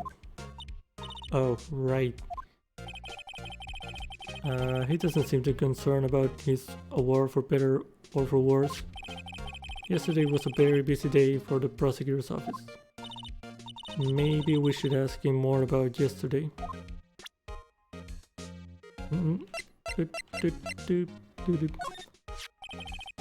Say, Edgeworth, I was wondering about this. Mr. Wright. Huh? What? Are you sure you should be showing that to Mr. Edgeworth? Oh, he'll take it for sure, won't he? I wish I could be on the same side as Mr. Edgeworth. But then my sister would be found guilty. If she sighs any deeper, I'm going to start getting depressed. Okay. I once dreamed of being a defense attorney a long time ago. What? You wanted to be a defense attorney, Mr. Edgeworth? Yet my path is laid out clearly before me. I have no time to reflect on what might have been. Yeah, okay. Oh, what was that? The day of the crime. Could you tell me more about yesterday? The day of the murder? Yesterday was the annual cleaning day at the prosecutor's office. Cleaning day? Working with the police department, we sort and file all evidence for solved cases. We call it evidence transferal. Wiping your hands of all cases, in other words. Oh, and another thing, a ceremony was held at the police department. There's an annual review and awards for outstanding police officers and prosecutors. And that's when you got the shield? I was at the police department yesterday afternoon. I got back here at 5:12. Wait, 5:12, 5:15 was the murder, right? That's very precise. People like myself and Mr. Edgeworth pride ourselves on our precision, Mr. Wright. I place little faith in my memory. The only thing I trust is solid evidence. Oh, a ticket. Parking stop. Record of parking in the prosecutor's office. Enter 5:12. Okay. This is the parking stop from the underground lot. The murder took place around 5:15. So the murder happened right after you got back. What? Right? I appreciate it if you direct that suspicious glare at elsewhere. What the hell? Who is dude? Excuse me, but it's Mr. Edgeworth, huh? Anywhere on the premises? Edgeworth? What is it? I'm here, sir, at the request of the chief, sir. I've got your report, sir. What? Report? What? Did you find new evidence in the case against Chief Prosecutor Sky? I don't like the way this conversation is going at all. Who the hell is this dude? Sky, sir? No, sir. No name of that kind, sir. Not in this report, sir. I think I just heard Edgeworth lid blow. Mr. Edgeworth's lid isn't on very tight, is it? I made a clear request to the police department, did I not? I need to focus on the trial tomorrow, so don't bring me anything unrelated. Sir, but sir, I'm just following orders, sir. They told me to bring this to you. This dude is just a character and a half, okay. I wasn't aware of the particulars. Give me your name. Yes, sir. Meekins, sir. Officer Meekins. Right, Officer Meekins. Take your report and leave. And good luck with that race next month.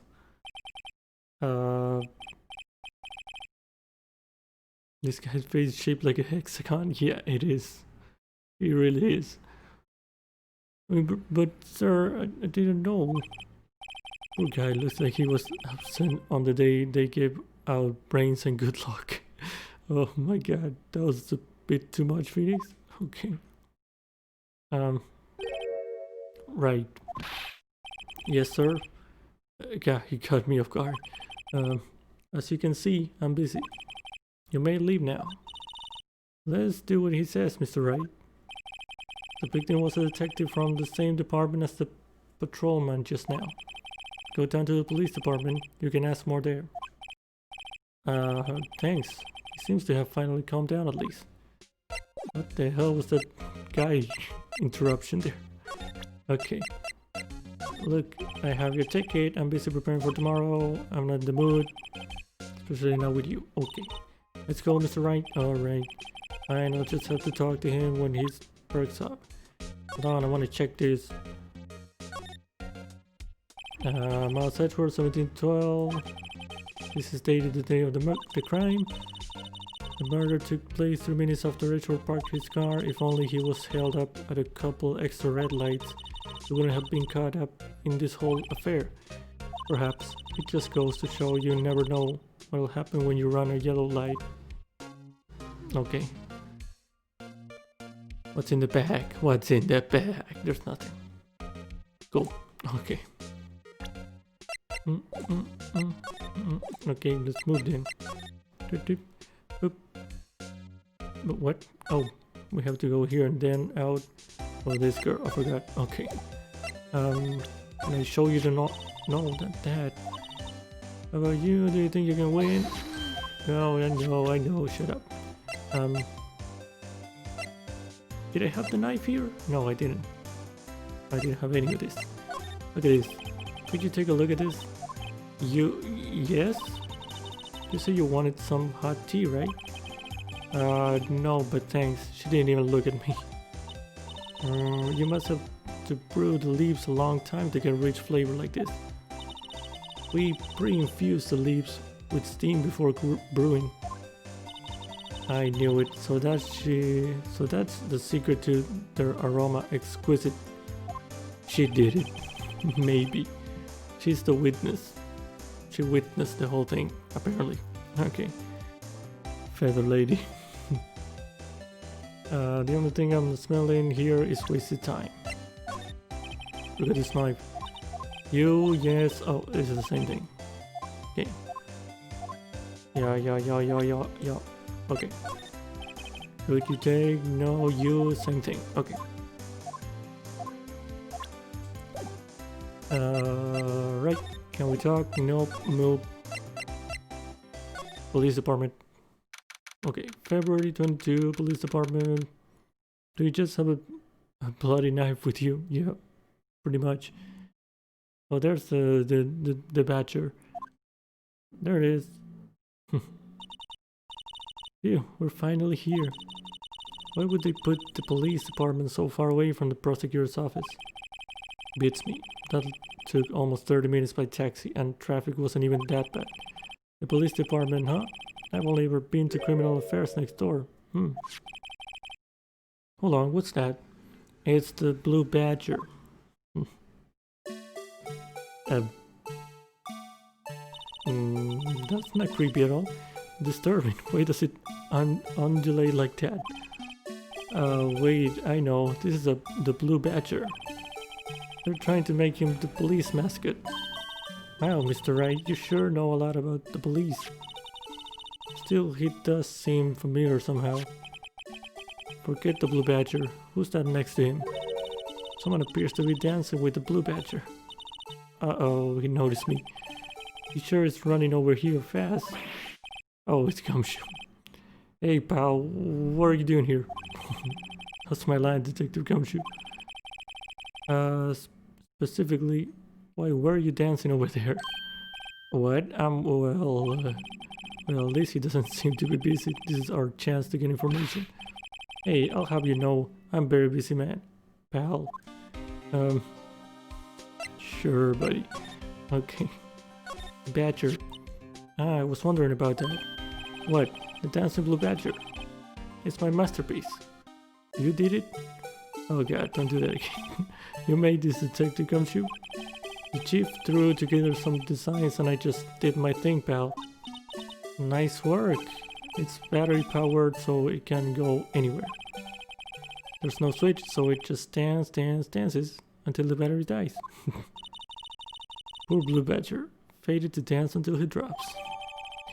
A work of art designed by the chief detective and created by Detective Gumshoe. Okay. That thing was looking into my soul. Yes. Yes, it is. The usual wanted posters are hanging up on the bulletin board here. Do you know this face? If you do, dial 911. You know, Mr. Wright, I've always thought it was kind of funny. I've never seen anyone who looked like the people in these posters. They hardly even look human. She has a point. Okay. Police. I always get excited when I come to a police station. Why is that? It just feels like I've jumped into a movie. Huh?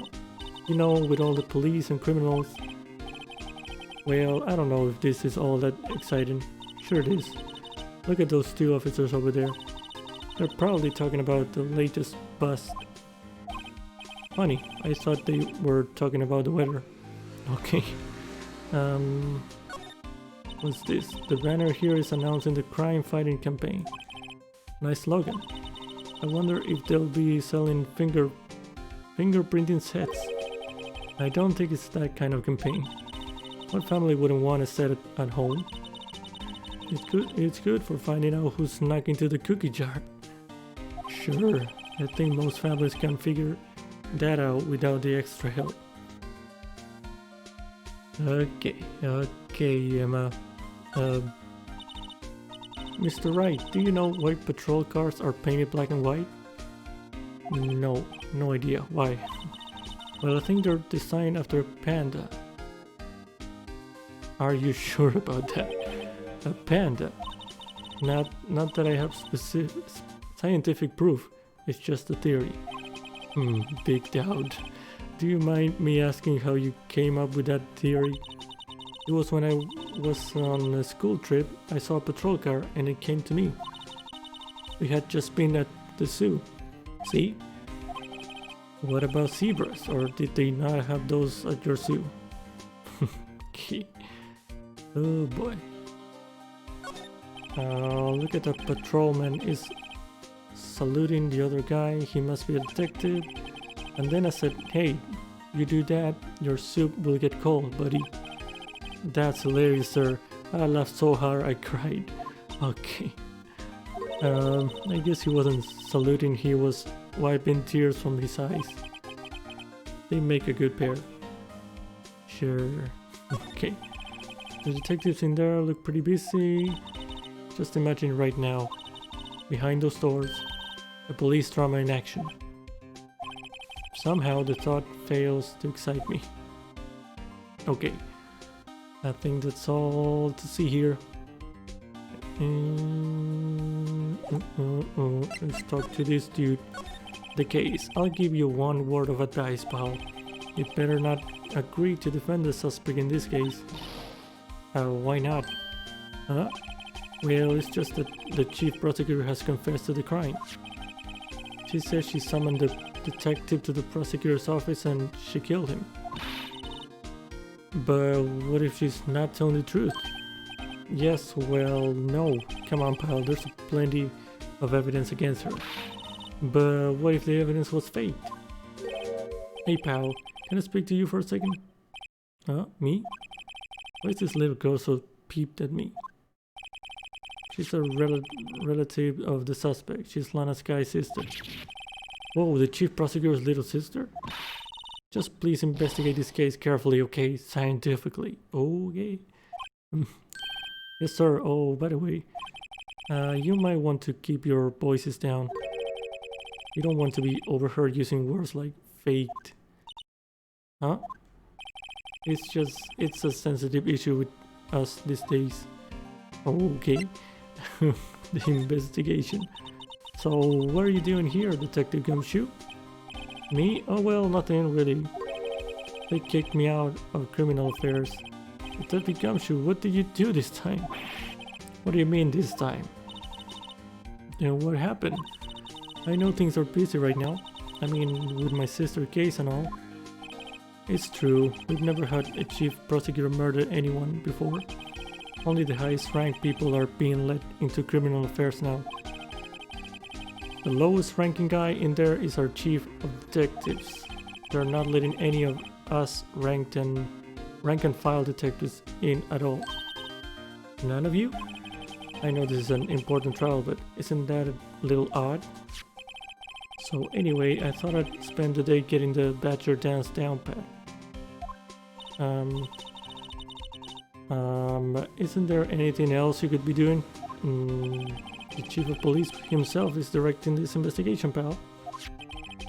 Oh, that dude. And Officer Marshall was assigned to the underground parking lot. Officer Marshall. Now that I think about it, Emma did seem to know that Marshall guy. A patrolman in charge of the crime scene. It's unheard of, pal. Okay. Yeah, that is kind of weird. Look at my badge. Detective, here's my attorney's badge. Show this to me every time we meet, pal. Real men show their police badge. Enough said. Okay. I wish I had a badge. Even an ID card would be nice. Wait. Speaking of ID cards, I found a detective card, didn't I? Yeah, I know. Here it is. Detective Gumshoe, what can you tell me about this? Hey pal, this is a detective's ID card. You can't just keep that, you have to turn it in to the police. It's people like you that get me into so much trouble all the time. Meaning Detective Gumshoe must drop his car a lot. Okay. Let's see, Bruce Goodman. Goodman. Sounds familiar. Nah, my mistake. Okay, that was weird. But didn't you work together with him in criminal? Whoa, now I remember. Okay. Bruce Goodman. He's the victim. Oh, that's what I thought. Can you tell us more, Detective Gumshoe? There's probably something in the thing. Hey, that's it. That's the Game of Prosecutor Award that Mr. Edgeworth got yesterday. Were you at the award ceremony, Detective Gumshoe? Of course, pal. I get an award for diligence myself. Ah, congratulations. I was wondering why is the award a shield? And why is it broken? Oh, there's a reason. I'll tell you what it is later. Apparently he's forgotten. But I was proud of Mr. Edgeworth for winning that award. Even with all the naysayers in the prosecutor's office. Naysayers? Must be because of the rumors. Okay. I got a knife. What? How did Mr. Edgeworth got stabbed with Mr. Edgeworth's knife, huh? What would drive Chief Prosecutor Sky to do such a thing? Wait, I mean, sure, of course, someone else really did it. Someone who must have a grudge against Mr. Edgeworth. The car and the knife do seem a little too well organized to be a coincidence. Poor Mr. Edgeworth, what could have happened? I have to find out a little more about what's going on with Edgeworth. Is the same thing? Found in Mr. Edgeworth's car? Yeah, the same thing. Connected. Okay. Alright. Badger. So detective, I have to keep my mouth shut on that one. I know better than to go blabbing on about things I don't know about. What you mean? I was asking you about the badger. I wouldn't want you to do that either. Good. Okay. Wait, I can examine the badger? I can't really examine it. He's just there. Staring at my soul. It has a hand on the face. I just noticed that. Broken ear thing, or not ear thing. Okay, let's leave that there. Okay. Bruce Goodman. So this ID card belonged to the victim? He was a detective like myself. Detective Bruce Goodman. Don't you think it's strange? I mean, why would the victim's ID card be laying on the ground where we found it? They beating up that thing. It has a tear. Oh. My arrow. Why would the victim's ID card be lying on the ground where we found it? Well, Detective Goodman should have been at the police department yesterday. There was an evidence transferal for a case he handled 2 years ago. Evidence transferal. Mr. Edgeworth mentioned that too. But Detective Goodman was killed at the prosecutor's office. Well, that's the thing.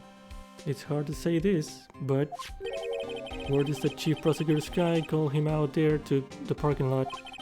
And Lana's confessing as much. Okay, Edgeworth's troubles. He's in a tough spot again. Again? Yeah, we know that. Well, it all started with the murder of that defense attorney Hammond. But Mr. Edgeworth was found innocent. Listen, pal, there have always been rumors about Mr. Edgeworth. Forging evidence, making deals with witnesses. Nothing outright, but there were always whispered rumors. Ever since he was accused of murder, no one's whispering. They're practically shouting. But there's no evidence against him. Well, Mr. Edgeworth has always had unusually strong ties to the department higher-ups. It's only natural that people would be suspicious. I had no idea he was under the gun. Anyway, this latest case has started a new rumor. People say the only reason he took this case is because he's aiming for the chief prosecutor position himself. What? But I know the truth, pal. Nobody wants to be the one who has to prosecute the chief prosecutor. Mr. Edgeworth is biting the bullet on this one. He's doing this for all of us. And that's all I know about that. I'm not officially on the case, you know. Thank you. Why aren't you handling the case, Detective Gumshoe? We met the guy who is... what was his name? The guy in the parking lot? That's the office. That'd be Officer Marshall. He was appointed directly by the chief of police. Officer Marshall is he some kind of Wild West sheriff or something? No, Jake Marshall's just a regular officer from West LA. For a moment there, I wasn't sure.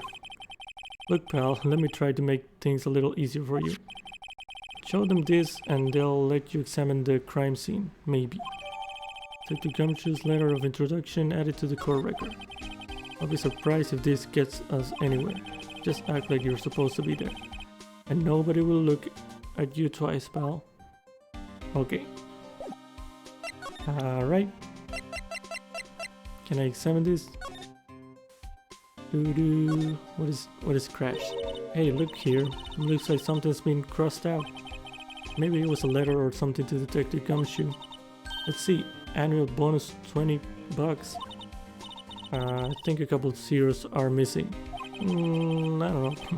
No, that sounds about right, at least in the detective's case. Maybe I should rethink my career as an investigator.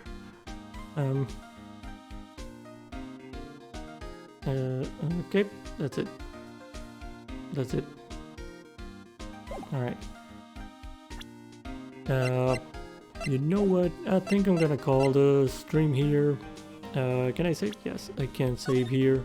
I think we're close to the end of the day, but yeah, I'm kind of tired. I've been going for like more than 3.5 hours, so yeah. It's been a while, but yeah.